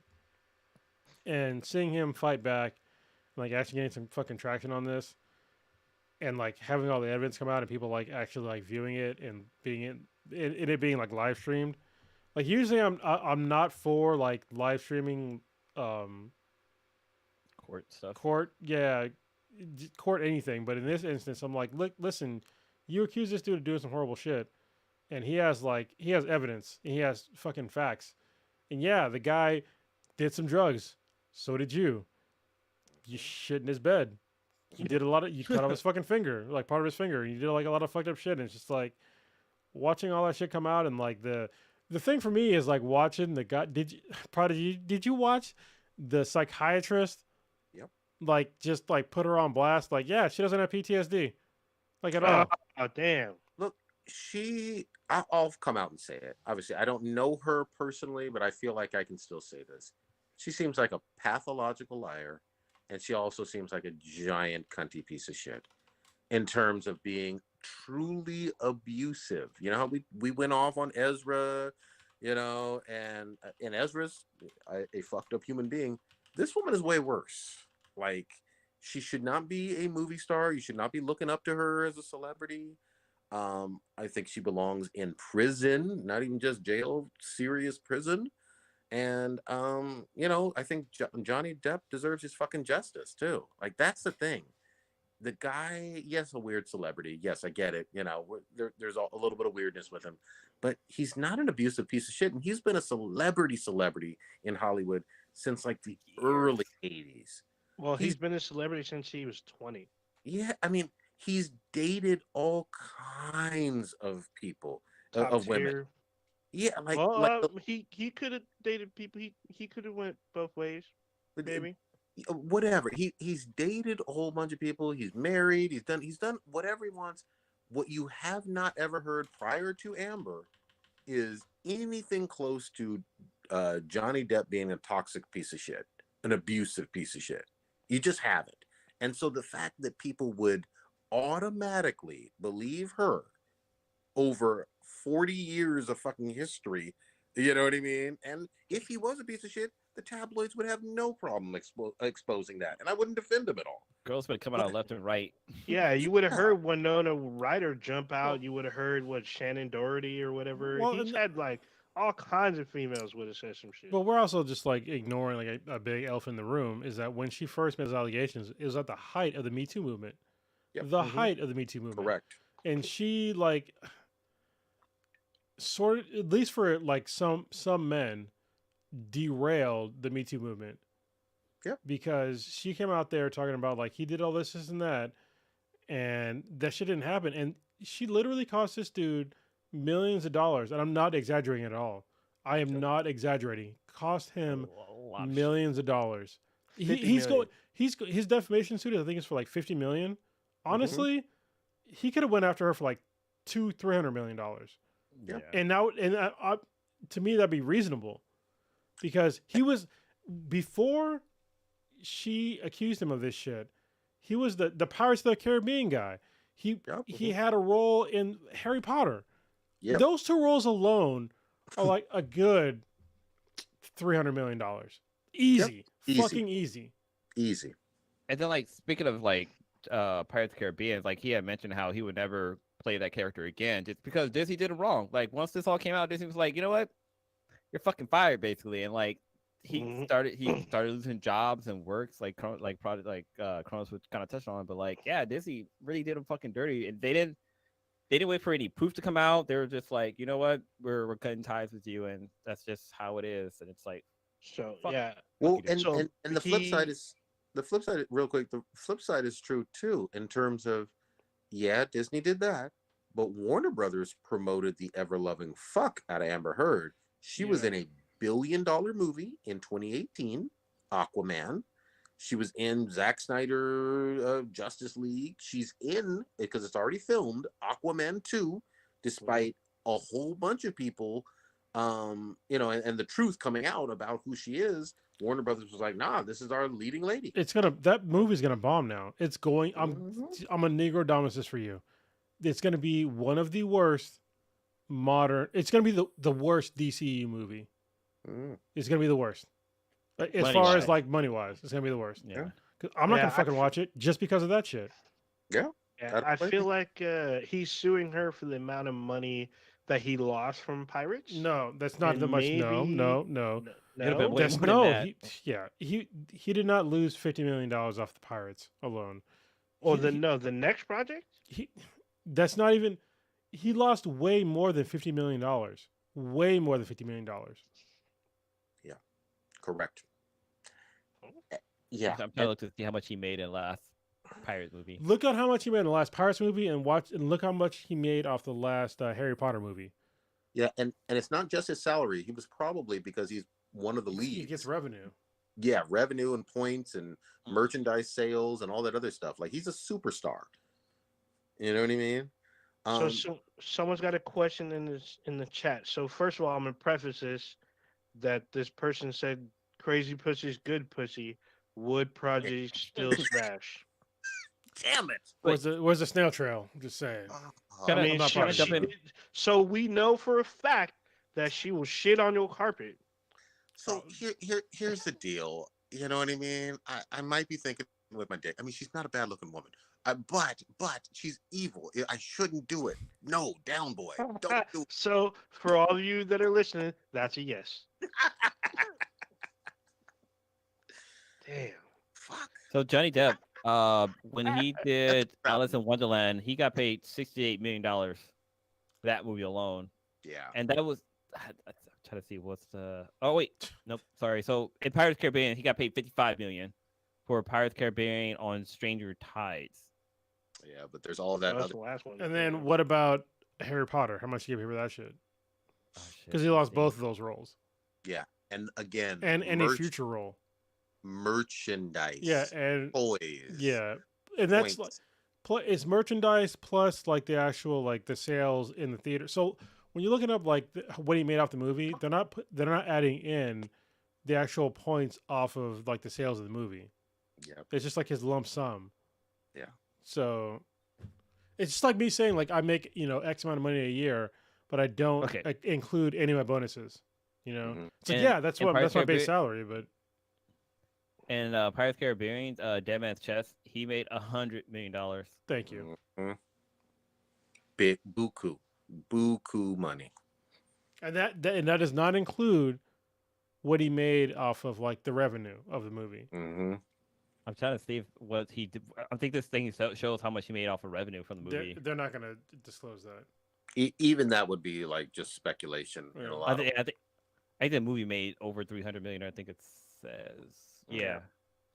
So I guess his grand total from the Pirates of the Caribbean franchise, that the movies he did total up to $300 million. God damn. I think he only did 3 movies, so that's a lot of fucking money. Pirates of the Caribbean is like 4 or 5 movies. With him in it. Oh, He's was only in all the of them. first 3. I think he was in all of them, dude. He's in all of them. Well, on here it just shows trilogy. Just for A World's End, On Stranger Tides, and the first one. Oh, all right. All right, it is what it is. I'm just saying though. Yeah. Fuck Amber Heard all the way fucking around. She belongs on Oahu with fucking Ezra. That's who. This kind of reminds me of what happened to with Chris Hardwick, because he had some not. I mean, it wasn't on his fucking level, but like his name was dragged through the mud, and like the studios were fucking they dropped his talk show and this and that, and then the fucking truth finally came out, but they were like they picked it back up, but his shows came back, but and nobody's and the crazy thing is, I mean, we're talking about it, but there's been like no public apologies. There's been no, the studios don't come out and like pay them again or say, oh my bad, or there's none of that shit. They're just like, oh, fuck you, I guess. Now I'll give you some money afterwards, but now your name is diminished. So I'll just give you an example. You can build 1,000 houses, but you fuck one goat, you're known as a goat fucker. Oh, forever. So let me give you one other huge example that's near and dear to my fucking heart that you guys all know, and most people fucking swept this under the rug because it was, again, at the height of the Me Too movement. Dr. Neil deGrasse Tyson was accused of absolute utter bullshit. I remember talking about it on this show at the time. I was like, I don't believe this for a fucking second. I think whoever made these accusations are crazy. He had his Star Talk show and Cosmos put on hold, on hiatus indefinitely, stressing out his family and all that other stuff. Guy didn't do a goddamn thing wrong, but people started believing allegations because of the zeitgeist of the time. And nothing was true, but no apologies, no, it fucking hurts people. It's ruining reputation. You talk about First Amendment, blah, blah, blah. Well, this was malicious fucking speech against him that didn't have any real repercussions in terms of for the accuser who was lying. Yes, but also let me just say one thing, because I think that if you're a lady listening to this podcast, first of all, thank you. Second of all, there are a whole bunch of fucking shitty ass dudes out there that would do all the things that we're saying that these people were accused of about that didn't do it. There are definitely plenty of dudes that did do shit like that. Those guys are pieces of shit. And no, they probably do get away with it, but they also don't deserve to get away with it.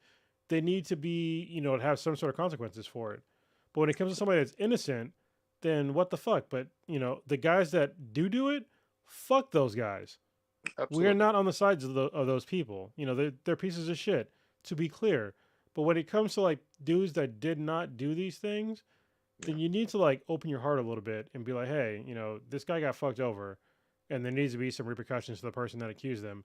I don't know why I know why, but there should be laws against these things of like, accusing people of doing these things and not having any repercussions, especially when it comes to like, it really comes down to like,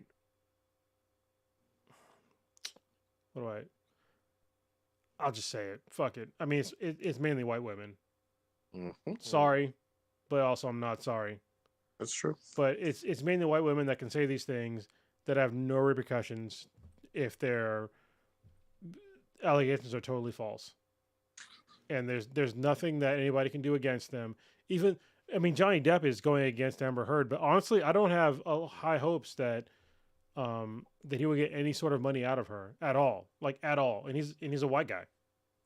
So remember, also there was that case again at the height of the movement, Aziz Ansari.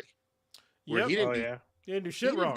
He didn't do shit, but go on a date with a woman who was basically, according to her own fucking story, almost basically a groupie, and got accused of all kinds of shit. Lost his own stand-up special on Netflix for a while.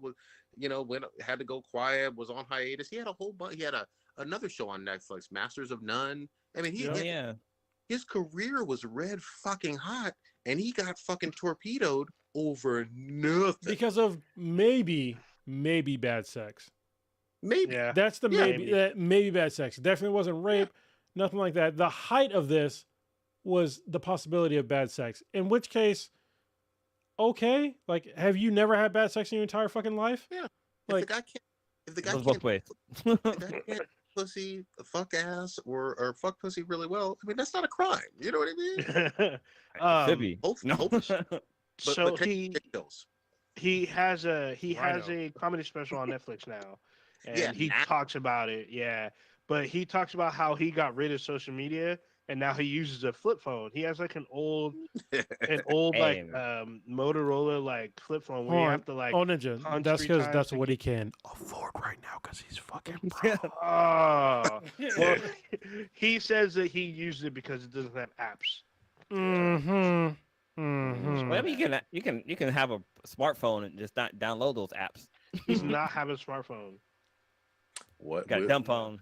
He uses it on stage. He shows people this is my phone, and he has this whole comedy bit about how to text. You all remember how to text? You had to you had to press 2 like 3 times to get to one letter. But honestly, the old way to text was more safe because you could text while you were driving without actually taking your eyes off the road. If you knew where all the buttons were and all that shit, like which you should back in the day. And then like the number 5 button had that little nipple on it, so you knew where you were. Yeah, you know, because it gives you like a frame of reference. Yeah, because on your keyboard, the home row, the F and the J, there you go. Nipple. The home row, bitches. What you know about the home row? You can feel where you are, so you can always type in the dark. I'm so mad at you for this nipple stuff. Keyboard nipples, man. Keyboard nipples. That's the name of the podcast. Yeah, man. Keyboard nipples. Oh, if that's the case, then titties were meant to be sucked. Mm-hmm. I mean, I got a problem jizzing on top of the keyboard. I mean, it's an everyday thing. You know. Hence, this is why you use your phone for the podcast because your keyboard is too sticky. I clean that shit. Fucking cock. Yeah. You be so loud though, old ninja. You be trying to yell at me all the time on Twitter, so I gotta fire back. I'm not just gonna sit there and take it. I gotta call you out in front of all of the world to see. God, I know somewhere in my attic I have my old school Nokia. It was like the 3900 series or whatever, but it had a rotary keypad. What the fuck? What? Yeah, it had a fucking rotary. Let me see if I can pull it up. It was and it was the first phone I had that had a camera, and it was like a 1.3 megapixel. Like this picture, I still have some of the images like on my storage drive, and they're fucking grainy as hell. It's like that's hilarious. It's like watching like an old CRT TV. Yeah, I remember I had a Razor that old ass fucking shit on it. It's pretty funny. Who added this? What's this Wisdom app? What is this? I don't know what that is. All right, we'll skip this because someone else put this on here. All right, let me get to the biggest news of the fucking millennium. I hope y'all ready. I hope everybody's sitting fucking down. Here we go. On Friday, the God of Dirty Sprite returns. Future's dropping a new album, and guess what it's fucking called, y'all? Nobody cares. I never liked you. How petty is this going to be? The Toxic Kings have won. Clearly, all day. Bro, you are severely misguided. Future is nothing but a fuckboy. He's literally Black Pete Davidson. He ain't nothing special. You worship this dude like he's some kind of cult leader. He ain't shit. He's just another fuckboy. He be crying. He literally wrote rhymes to Steve Harvey about his daughter because he lost her to Michael B. Jordan. And then he said in one of the rhymes that I don't even want her. But then he says, well, I'll take her back if she's like available in a roundabout sort of way. So, dude, he's crying about this chick for months after Michael B. Jordan swooped up on her. This dude's just another fuckboy. He's like another bump on the road. He gave us a classic phrase. She belongs to the motherfucking streets. So check it out. This is the phone I was talking about. So this is the Nokia. What model is it? It's a 3600 series. But like, it's a picture for those of you who are listening to this audio. We're seeing picture in picture. Yeah. Why is it? Hold on. For some reason, my browser isn't showing the browser I want it to. But over here. You gotta re-up. It's better not man. It's better. What the hell? It's gonna be a dildo watch. See? It's nothing. I can't see shit. Well, no, for some reason, it keeps showing the podcast. It's not showing the right Yeah, it's not browser. showing the thing, but That's still. all right. That's all right. Yeah, So, your boy Future, whatever. I'm not expecting this to do big numbers. It's I gonna just expect. I don't Future know if he's gonna have more quotable lines. Doubtful. gonna be I think gonna Drake debut at #1. I guarantee it. Drake has more quotable lines. I'm just saying. Drake is all over the album. You know they did a duet album. Yeah, but I figured Drake's the one that delivers the line that people keep quoting. It ain't your boy Oh, Dirty Shoe or whatever, Dirty Sprite. Dirty Get it Dirty right. Fanta, whatever the fuck you be Whatever. calling Fuck, how him. Dirty Purple Drink. dare you? This is why you can't go to the after parties. That's why. Oh, this dude. I don't give a fuck. I'll be outside the after party screaming like fuck all of y'all. Fuck boys. About to get arrested like a motherfucker. Blue, are you still trying to work out your thing? I don't know what What's Blue's doing. Blue's in yeah, the it's ether. okay. Here it is. Here we go. So this is the phone I was talking about. Oh So shit! this It's is the phone. Oh, rotary. This Yeah. phone, it had a fucking rotary. I remember It was those phones. this shit was dumb as hell for the reason why I had this rotary phone. But this phone had a fucking camera, and I was like, I need this fucking phone. And back then, Nokia's was the fucking phone to have, and What is this that? was like Is that 01, 02, 2000? What year is that? shit. Fuck, I don't even know. Like maybe 2002 ish. Like Did the yeah. pad really rotate? God damn. No, it doesn't rotate. It's just in a rotate circular pattern instead of it being like Okay. your normal fucking left your Yeah, it's 1, 2, super 3, weird. 4, 5, 6. Dude, I Yeah. remember remember when Palm tried to like take over. I had a Palm. It wasn't Pilot. There's one before the Pilot. It was just like huge. It was like this little brick, and it came with a stylus, and it had like this weird monitor screen, but it had the whole keyboard on there, and it's fucked up because the keys were metallic. So if you press too hard, the button would get stuck underneath the like frame of the phone. So it's like fuck. It was hella funny, but it was in color, so that was cool. Good shit. Here's what I was gonna say. We haven't talked about any gaming in a minute. What are you talking about? Kronos, you sat back down. What you gaming on? Are you still on that Tiny Tina? That I am. Tiny Tina's Wonderland has been fantastic. What's really cool about it is the end game. You do a thing called the Chaos Chamber, which is honestly it's pretty cool. It's one of the best end games for Borderlands ever, as far as I'm concerned, because it's almost like a rogues-like game at the end, where you go into like a chaos chamber and it's all randomized and you do randomized shit, and at the end you can like spend like this certain kind of money to like buy legendary shit. And every time I've gone through it, I've gotten something better than what I had, and I already have like really good shit. So, and you can like as you're playing every single level that you play, you can spend money to make like the levels harder, or just automatically make it harder through like making choices. And it's a really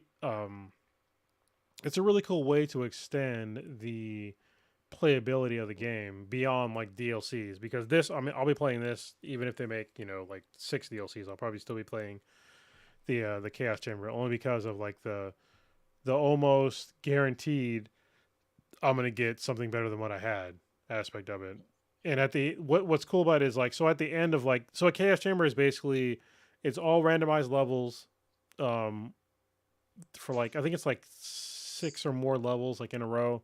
It's all randomized. Like there's different objectives on what you have to do in the levels, besides just like killing shit, if you want to get extra shit. And at the end, when you like beat everything, you have like all this like certain kind of money that you get inside the Chaos Chamber to use towards buying whatever you want to buy. So at the end, you get like a chest that usually has at least one legendary one legendary item in there. And then along the sides of you is like every single one of like your items. So you have like SMGs, pistols, rifles, shotguns, rings, wards, which are shields, all the other things. It's like 6 things that you have alongside of you. And you can take the money that you have and you can like fill them up full of like 500 of these like money to like get more legendary shit. And so usually at the end I have at least 15,000 or more, sometimes 20,000 or sometimes 2,000 or more. And you get like really good shit out of it, and you can play like the game even longer. So yeah, to me, I think that Wonderlands is like one of the best Borderlands to me. It almost beats. It kind of beats 3 for me. It's not as long as 3, but as far as like the gameplay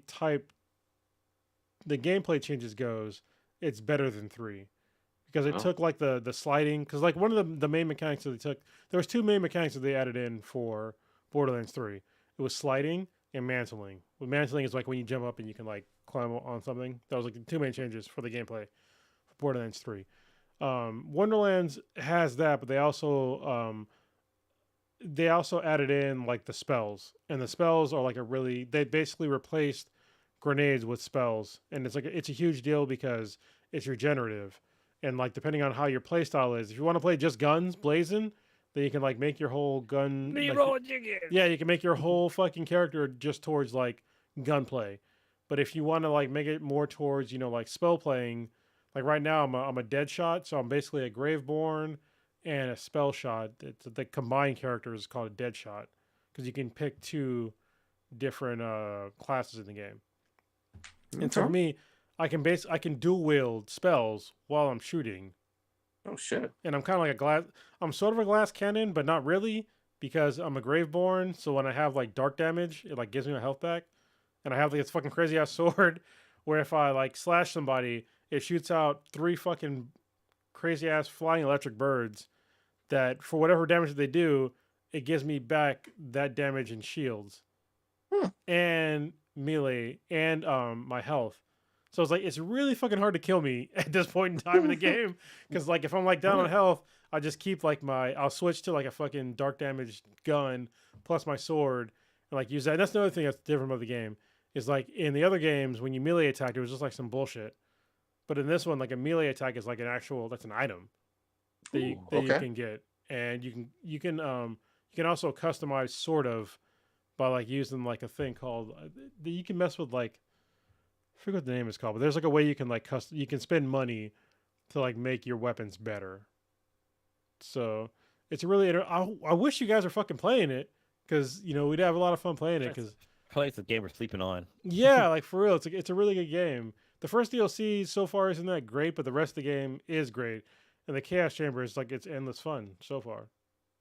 Well, that's the cool thing about the Portland games. They're usually pretty fun and they're inventive with their creativity, especially when it comes to guns. Like even though you think you got the best gun, you continue playing like, oh, this gun is better than this gun. What the fuck? Yeah, this one goes overboard. Like there's a gun that I have that doesn't do that much damage. It's an SMG. But it does dark damage, but it's a T-door. It's their version of T-door weapons. Mm-hmm. So what happens is like I can shoot this thing out. Every fucking shot that I hit you with gives me back life, and then once I run out of bullets or I just reload, I throw the fucking weapon in the air and it turns into this fucking crazy ass bat that just fucking it finds anything that's out there and just like starts killing it. And as it's killing it, it gives me more life back. And then also if I kill anything, wherever it died, a Hydra pops out and it starts doing more damage to everything. That's also dark damage. It gives me life back up to 3 times. So it's like really crazy, like how much shit I have going on the screen, like with this build that I have right now. That's fucking cool. Yeah, I love the game. I'm gonna try to get that over the summer, man. Well, it's interesting. I guess after you pass the game, the room that you were talking about, it made me think of there was a game on the PSP called Coded Arms, where like every level was fucking different. So even if you died in one level, you play the level again, it'd be a whole different fucking game. But as you progress in the game, it was a first-person shooter. Every time you progress in the game, the enemies got harder and harder. And I think once you got to like a level 100, like it was almost impossible to go any fucking higher. But I guess there are some guys who was able to get a little bit higher in the game. But that game was a lot of fucking fun on the PSP. Yeah, this one I remember that game too. Yeah, this one is like it's sort of similar, but there's like a limit. Like obviously you beat the chamber and you beat it, but it's like all the bosses that you beat in the game, they come back in the Chaos Chamber with like more complications, and it gets crazy. And you can make it harder. Like anytime you want to make the any level harder to get like more points and like money out of it, you can. And you can like get a lot of money out of this shit and like get a lot of legendaries out of it. So yeah, they definitely fixed an issue like at the end of Borderlands. So this is what happens. if you never played Borderlands before, Borderlands is great. But once you beat it and you just bought the game, there isn't a lot to do besides like some side quests that you probably didn't want to do to begin with. That's why you didn't beat them to begin with, right? Mm-hmm. So, but in this one, when you beat the game, the Chaos Chamber becomes available immediately. So you can keep playing the Chaos Chamber up until like the DLC comes out. The next DLC comes out, and it's endless fun. So, yeah. Dude, I'm sold, man. I do love Borderlands. I'm definitely gonna pick it up this summer. No What are later you? than that. What? Hold on. What the fuck? Are you still playing Elden Dude, Ring? I haven't fucking beat it. Do you have bitches yet? I have no fucking bitches. No You're fucking still mate. maidenless. I'm still maidenless. I'm lowly tarnished, man. I almost want to play this game just so I can surpass where the fuck you're at right now. Just so I can shit all over you. Dude, Damn. pick it up. Just so you can Emily Rose or what's her name? Fuck, I fucked it up. Amber Heard. What's the girl? Amber Heard. Just so you can Amber Heard them. Just show up and shit on him. Just be like and then dip. Yeah, they nerfed Melina, so hopefully I can get her. Did Old Ninja, you still on that Star Wars Lego? Oh yeah, man, dude. This game is ridiculously long. It's like 3 games in one. So you have like the episodic stuff, which is 9 episodes, which roughly is about 90 minutes to 2 hours over each episode. Oh. And then each world has their own mission, a whole bunch of missions. There's a bunch of stuff on there that'll make like you'll be running around. Sometimes there's a couple of fetch quests, which are quote unquote side missions, I guess. And then you have to complete that world. You have to complete the world and its space area. So in the space, you either have to like take out a base or like take out like conflict areas. Usually it unlocks a ship or a character or whatever. And then there's like free play, because in free play, if you're like, trying to collect all the mini kits and do all this stuff, like get the little bar that they do across where you collect enough studs and it gives you like a mini kit and a bonus. You have to play through the episode first, then go back to play free play, but you need to unlock certain characters in order to do everything. So it's like this huge game, and there's like I want to say 28 to 32 worlds. So you're doing space and land missions per world. Some of the worlds have 3 land areas, not missions, areas that have like 15 to 20 things to do. So it's like ridiculously long. I can't imagine like a bunch of kids sitting.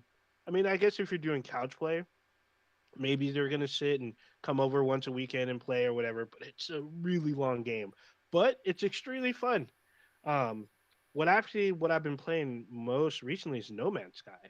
So No Man's Sky had another update about 3 weeks ago. I haven't played a game since I found out it was shit. It's a way different game now. It's totally different. I mean, it looks the same, but when you play, the mechanics are way different. A lot more shit that you can do.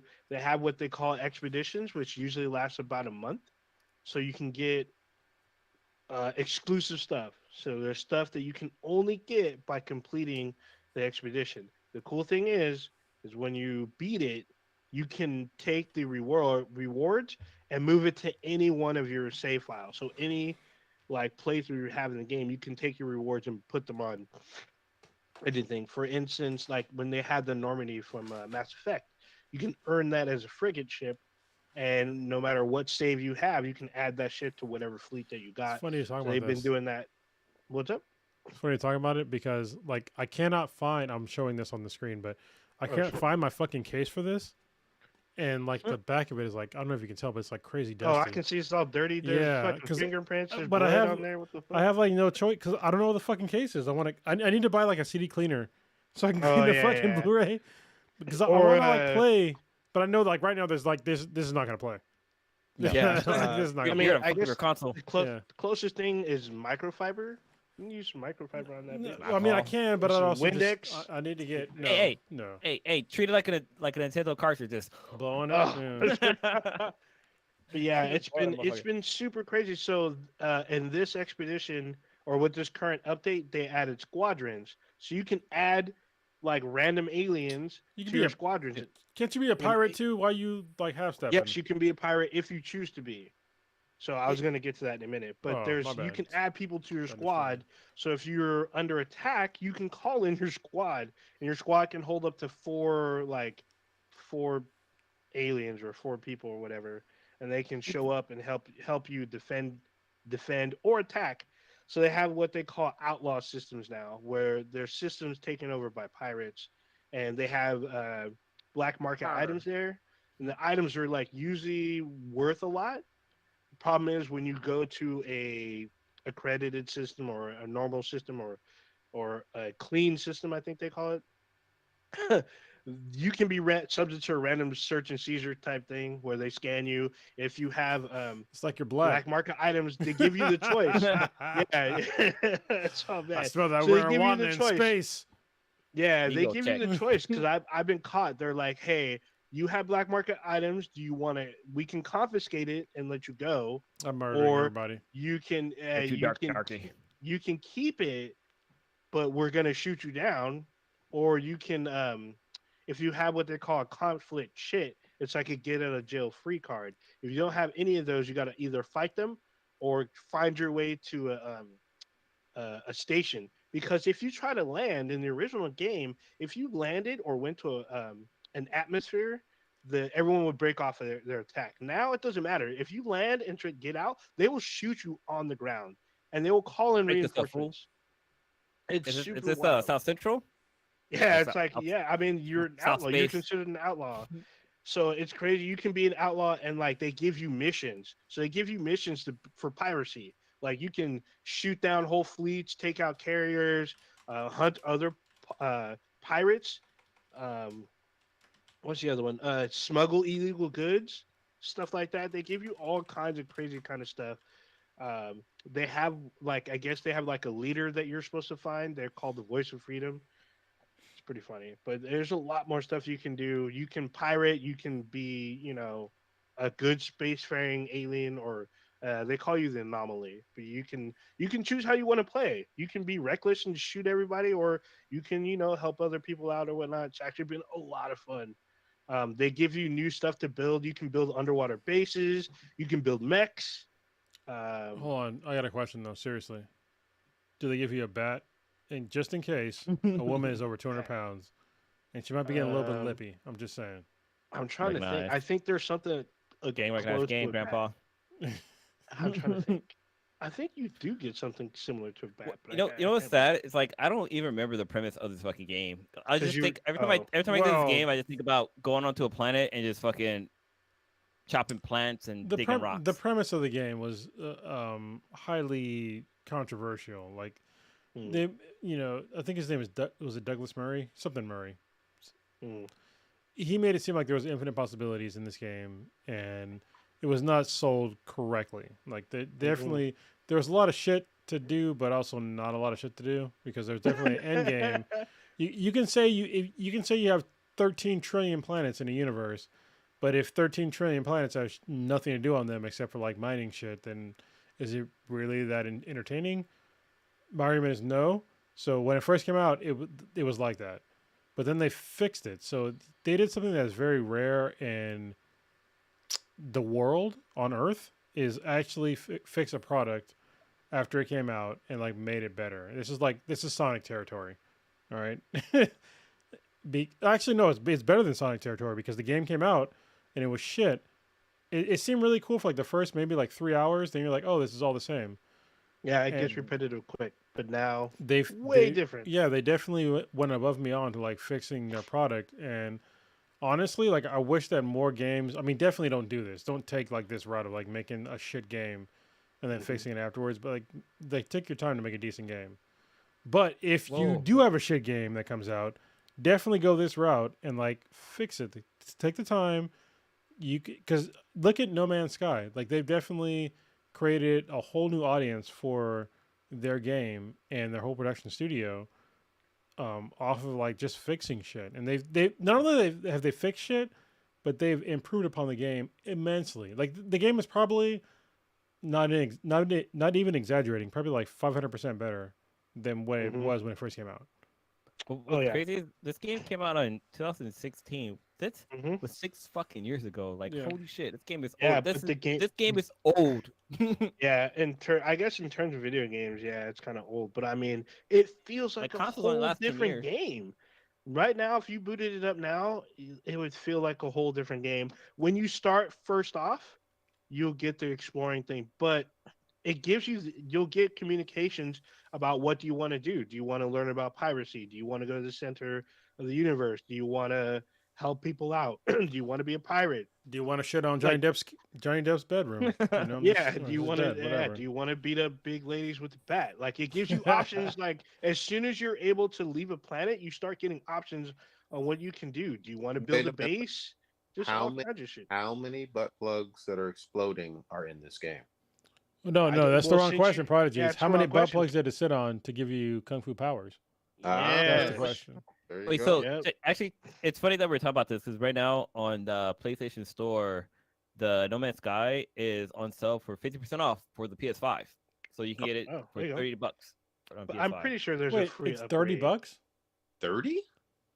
Yeah, it's $30. Holy it's shit. $60 if you were to buy it straight up. I think both me and Prodigy are thinking about this the wrong way. People were paying full price for the game before. And this sale literally just dropped today. So this. Actually, no. It ends today. Okay, yeah. Sorry. People were paying full price for the game. So I mean, they're probably doing a good job, man. Yeah, I seen that too, and I thought about it. Yeah, it's a cross-platform game now. Before it wasn't, so you can play with all kinds of people.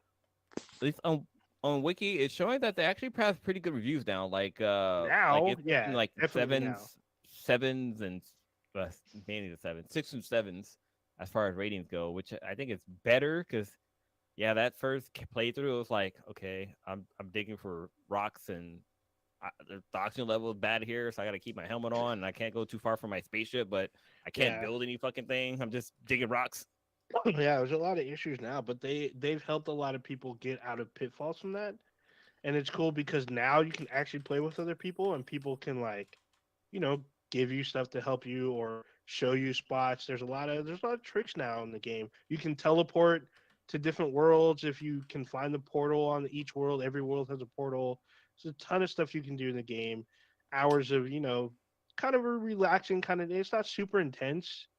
I mean, if you want, you can make it intense for yourself if you wanted to, but it feels more like you play how you want to type of game. Like, if you want to be all balls out, you can. If you want to be exploring, you can do that. If you want to help people out, be a team player, you can do that too. Sorry. Real quick, I said it was Douglas Murray. The guy's name is Sean Murray. Sean Murray, yeah. Yeah. If you came up with a whole different name, I'm like, man, you're way off. But his last name was Murray. At least for last name. Yeah, he was close. So yeah, those are the two games: Star Wars, the Skywalker Saga, great game. Right now, that's solid 9 for me. Nice. And then No Man's Sky, the remix of the double remix is it's been an attention getter so far. There's only 2 I'm playing recently. All right, let's go. I was gonna wrap it up. Go ahead, Blue. Well, no, I was thinking about like the games I've been playing. Like I've been mainly playing. I'm still playing for Britain West, but I forgot I downloaded, like, I think back in December. PlayStation Store had like a fucking fire sale. Like a lot of games were like 20, 30. No, actually not even. They were like 60, 70% off. Free $99. Just say it. Free $99. Yeah, like they were basically free $99. And I bought the DLC for fucking Maneater. I have to play it. Oh, I started that too. Yeah. The first game was so fucking fun. I need to play the second one. I think I have it on the PS5 too. But I need to play that fucking game because the first one was just that was a hidden fucking gem. It was underrated. So I remember. I think you got me to buy that game, and it's super underrated. I didn't even know where I saw that. Like, I don't remember what triggered me to get that game. Wait, I was like, this was fun as fuck. Wait, wasn't it? I think it was before I got my PS5, but I thought you guys downloaded it because it was a free game, right? Yeah, it was. That's what it was. It was a free PSM game. I downloaded for that. And I was like, let me just check out this shark game. And I started playing it. I was like, holy shit. You start off a little shark and you're in the bayou and just fucking up little turtles and fishes, catfishes here and there, and all of a sudden you're fighting a goddamn alligator. Then later on you're fighting goddamn dolphins and killer whales, and it's like, whoa, this game fucking went from 0 to 100 real goddamn quick. Honestly, I'm thinking about it. There's one way they could have made the game like way better. Is that when you're a baby, they could have played the Baby Shark like song as your baby shark as you're eating everything. It's all crazy. Oh, the other game that I was playing is I went back to Back for Blood. I think all of us have it. Oh, yeah. But Back for Blood has DLC. Oh, they dropped it finally. Yeah, Okay. they dropped DLC on the 14th. So I've actually played. They have like basically they call them shit. They're basically dungeons. They call them shit. All right. No, they call them like hives. They call them hives, which are dungeons. So on a normal level, whoever has the DLC in your party will give you access to these hives and also the new characters. So if someone in your party has a DLC and shit, you have to fight a bunch of bosses. You're supposed to survive and collect these like golden hammers. When you get out of the hive, Like Wreck-It Ralph? there's 4 of them. Yeah, what? I feel like Wreck-It Ralph. I can fix it. Ding ding. Yeah, well, no, they're bigger than that, but you have to survive the hive and make it out with these hammers. The problem is the hammer replaces it takes away one of your weapons. So you have to use it as a weapon, which is fine, but you got to get close. It takes a second to smash, but it's really been really interesting. It's really easy to get lost in the hive because it's like this weird labyrinth of tentacles and tendrils and stuff. It's been pretty crazy. I played, I think, last week or whatnot. So it's been pretty fun so far. And it's just the first of their many planned DLCs, apparently. Yeah, I got the season pass, so I'll have to download it. Yeah, I got. Oh yeah. If you have it, you definitely need to check it out. All right. Let's wrap it on up, guys. Blue, what you got populating this week? God damn it.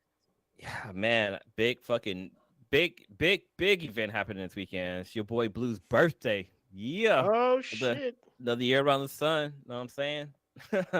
Turn the big shit. What am I? 43. He forgot. Damn. 43, right? Yeah, you get old, you forget. But yeah, just God dang. I don't hang out with friends. Not just having a good fucking time.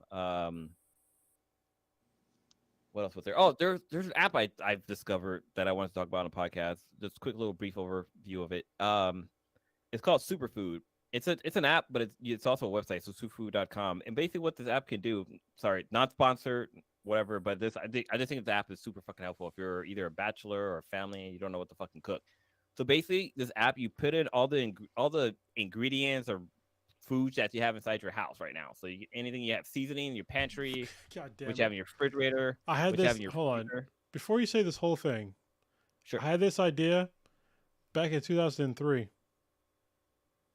But go ahead, tell the rest of the thing. I already know what you're gonna say. Yeah. But yeah. So basically, you put in all the ingredients that you have in your house, and it basically gives you a list of recipes that you can make from this. And it's not just recipes that they are providing. They scour the internet to find these recipes, which is fucking kind of cool. So like everything in my house right now, I can make like over 30,000 different type of recipes, and it's anything from like breakfast, lunch, desserts. They cover keto. They cover if you're vegan, if you're a vegetarian, like all this shit's fucking covered, and it's fucking great. Like actually, Blue, what if you're a cannibal? That's not it. Sorry, you're out. If you're a cannibal, God damn it. Sorry, you're out. Jeffrey Dahmer, you're out. If you like dark meat, sorry, you're out. But like it has like barbecue recipes. Like they search internet for recipes and they provided it to you, and everything's like rated and there's like scores and stuff like that. So it's pretty fucking cool. And like you can make like a grocery list. So like say like you run out of things, you can make your own grocery list. But like say like there's a recipe that you're like missing one ingredient for. It's like, hey, you can make this if you had this ingredient. And I don't know.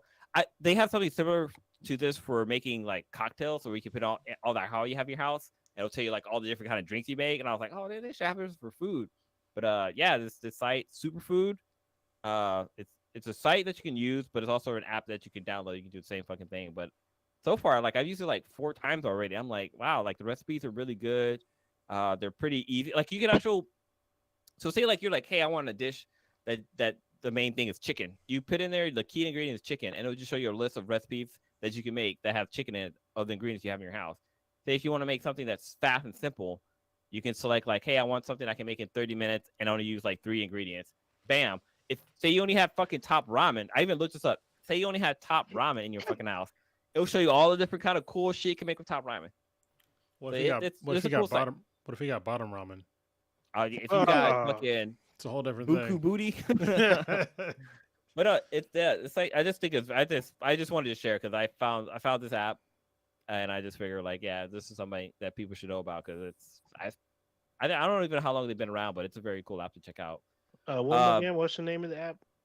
Superfood. Hmm. That's superfood.com or Superfood app. And I think it's on both Android and Apple. But other than that, my kids keep getting older. He's getting bigger. He's walking. He's talking. It's really cute when you do peekaboo because he doesn't get the concept down. Instead of covering his eyes, he covers his ears. It's like, what the hell? That's not how that works. That's Hiraboo. Yeah. Mm. But it's just crazy. The kid just keep getting bigger. And like he graduated out of his because we have like this little bathtub that we give him a bath in that he's had since he was fucking born. But like he's too big for it now. Like he'll stand out of it and like fucking like try to crawl out of it. It's like, okay, you need to just be in a regular bathtub. So like we're trying to adjust. And we're working on him kicking the bottle. I mean, Dad should probably kick the bottle, but we're trying to get him to kick the bottle first because he's older now. He knows how to use a sippy cup. I bought him so the bottles that we have for him. There's like a basically a conversion that you can make it into a sippy cup. So we're moving away from the bottles, going to sippy cups. I mean, he knows how to drink out of a regular cup. If I give him a cup with a straw, he knows how to drink out of it. So it's like, okay, you're done with the bottles. Let's you've grown now. Let's put some hair on your chest. But I continue to love being a dad. It's so much fucking fun. That's awesome, man. That's for me. But yeah, birthday Saturday. Whoop, whoop. Good shit, man. Happy birthday. Kronos, what you got? Yeah, I'm still packing the house up, packing the infinity base up. That's why you can see like more in the background. It's a little neater because shit's in boxes. You'll see the comic book boxes. Those boxes grow, but those are, like I said before, those are not the actual like. Those are like the stray boxes. Let me. Can I? Oh, you can sort of see it. Like if you look. Against the wall. Over there. Those are like that's 5. Columns? 6 across, 5 up and down, of short boxes. Damn. So yeah. Anyway, beyond that, I'm just the house is getting painted. We are remodeling the whole house, but the outside's getting done right now with the repairing of the outsides, so some repairs and like painting, and then they're gonna landscape. Then after remove, we're gonna do the remodel on the inside. So yeah, we got a lot of shit going on right now. We're just trying to get through all of it. I need to sell one of my cars because it's gonna be a car I'm gonna miss, my M Roadster, but I gotta sell it. So I don't really give a shit to who right now. Probably for cheap. I think I'm just gonna sell it to a small guy because he said he was interested. So I'm like, all right, whatever. Because right now, honestly, the car's worth like kind of a lot, but it's not in like great repair. It runs, but I'll just take whatever at this point in time. Yeah, I'm just like I just need to get rid of it, and probably my VFR too. I need to get rid of that as well. Actually, Blue, if you want to just take it for a while, you can take it if you want. Oh shit! You want me to, I'll bring it over to you if you want. I'll put a new battery in it and take it over to you, and we'll sign the title over to you. Yeah. I've driven the VR because I think you were. No, I had my my 636, and we swapped bikes for. That was for my a moment. BMW. Yeah, that's way different. Yeah, BMW. Yeah.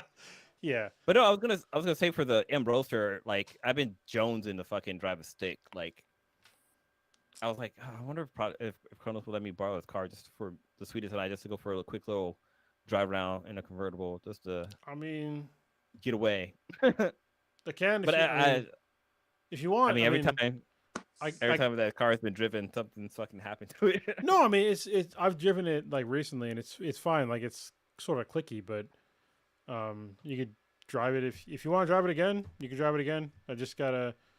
It's not gonna pass smog right this second because there's something wrong with the MAF, which I gotta figure out. But you could definitely drive around with her, and it's not gonna leave you stranded. So, anyway, yeah, just getting in the whole thing of like moving and shit like that and other stuff. So yeah, that's all I got. Good shit, old ninja. I don't even fit my motorcycle gear still. For me, I just have like a little. I had like a little fever the other day, so I'm just gonna be Wait, hold chilling on. and. Did you need more cowbell? It's a good joke. I hope not. I'm probably just gonna be chilling at the house, maybe resting a bit. I will definitely be playing some No Man's Sky and more Lego Star Wars. Um, I didn't get a chance to talk about it, but I've been watching season 2 of Superman and Lois, so they're Yeah, still going good on right series. now. Yeah, series is. I They do mean, some money on that show. I feel like everyone that watches it, they want to hate on it so bad, but the writing's so good that it's just like, well, fuck, it's actually pretty decent. It's So like I'm I don't like, like the actress who plays Lois. yeah, I've She actually got never liked her. fucking crazy eyes. She's in Grimm, and Grimm was one of my like all-time favorite shows, but I hated her on that show. I don't She's like got her in this crazy show eyes. either. There's something about her. I don't like the way she performs. It's her eyes. That's what it is. Or yeah, because she has a wonky eye, but that's still. Yeah. I feel like she's not the right kind of Lois Lane, really. But I- it's fine. I mean, it's just it works for the show, so to Look, speak. But the Superman overall has been really good. So it's a great show. I'm not one to talk, but I will say Terry Hatcher being as bad as she was as Lois Lane is a fucking high bar to fucking meet, even years later. yeah, well, Lois and Superman is. I mean, Lois and Clark is really good. If you go back and watch it on HBO Max right now, it's a good these are- rewatch. Yeah, I'm just watching Superman and Lois. I think the latest episode should now be on the CW app. If you missed it, but yeah, it's been really good. They brought in a character that I didn't think they'd even do, but then again, they've already done it on Supergirl, but it's way better executed on Superman and Lois, way better. So there's a lot of twists and turns. They brought back Jenna Downs is Channing Tatum's ex-wife. She reprises her role as Lucy Lane. Fine. Yeah, she's God cool. damn. And she's kind of Amber Hearded out on the show, so She's shitting on it's kind beds. of all bad. Pretty kind of a little bit. But yeah, I've been watching that, and then I'm just gonna be chilling, gaming a little bit. It's been a little warm in the bay, but probably gonna just sleeping a lot, getting some rest or whatnot. So yeah, that's kind of it for me. Cool. All right, more butt plug movies. Mm. For me, shout out to looks like the Warriors won. They're moving on in Yep. their series. So Finally. Phase one. Who are the Warriors? Man, sir, what's going on here?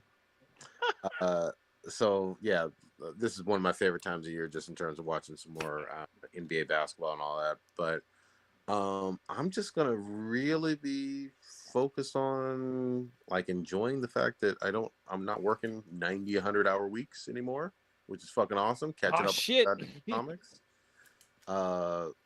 Kronos, tell the audience what you just posted on the screen. Sorry, that's important. this is actually for Dude, Blue. I busted when you showed it. This I is was for like, Blue. This is actually Blue's comic. I'm giving it to him. This is the variant of it's a Flashpoint Beyond Zero. So apparently Thomas Wayne is still around. So I got a bunch of these actually. Like this is the original. I actually have two of these. So if one of you guys want this one, let me know and I'll give it to you guys because That's pretty cool. this is like the original. I have one for myself already. This is the variant. This one's going to Blue, and it's a Flashpoint Beyond. I buy both of them off of you. And there's actually one that I read today. It's of the White Knight Beyond, and it's like a whole different like universe of Batman, where Bruce. If you read the White Knight, you see how like the Joker kind of like fooled Gotham into him being like a good guy and then getting killed, and Bruce Wayne going to jail, and then there's like a whole different storyline of like Terry getting the Batman Beyond suit on behest of Powers. I forget the guy's first name. But yeah, there's like a whole like the Batman universe has been like fucking crazy for like a while, and it's been like really fucking good. Like I said, I was not a Batman like big fan until like after the New 52, and then it was just like they have not stopped with like hit to hit to hit fucking storylines so far, and this is like another one, hit to hit to hit. So yeah, I'll give this one to Blue, the variant of Thomas Wayne. This is, if you are not familiar, this is Thomas Wayne Batman, the one that I'm showing, and Blue was Motherfuckers die. yeah, Blue was Thomas Wayne one year for Halloween. That's right. Yep. Yeah, that's why I picked it up. So like I saw it and I was like, all right, I'm gonna get this for Blue. So I'll drop it off to you. We'll exchange for shit. So yeah. Good shit. All right, old ninja, take us on out. Goddammit. All right. You just experienced Black and White. Wait. Oh, here we go. Here it is. Oh, there it is. Yeah, he's showing it. Yeah, the Thomas Wayne. Thomas Wayne. Yeah. I literally there you go. He ran to go grab it. No, it was in my closet, but I literally Mhm. took a this is Batman the animated series this is a costume that you could buy like from it's a nylon thing that you can just wear. But I literally painted this on here. This is paint. I painted the Batman logo to make it the Thomas Wayne one. Like I brought like gear and stuff and spray. This is literally this is my first cosplay, to be honest. Yep. Like legit cosplay where I actually customized my costume myself. So It's just throwing that out there. He's real with it. All right, old ninjas. All right. Once again, you just experienced Black and Black times Infinity. Infinity. Check us out anywhere and everywhere you consume your podcast with Bees and BTI. It's BTHANBTI.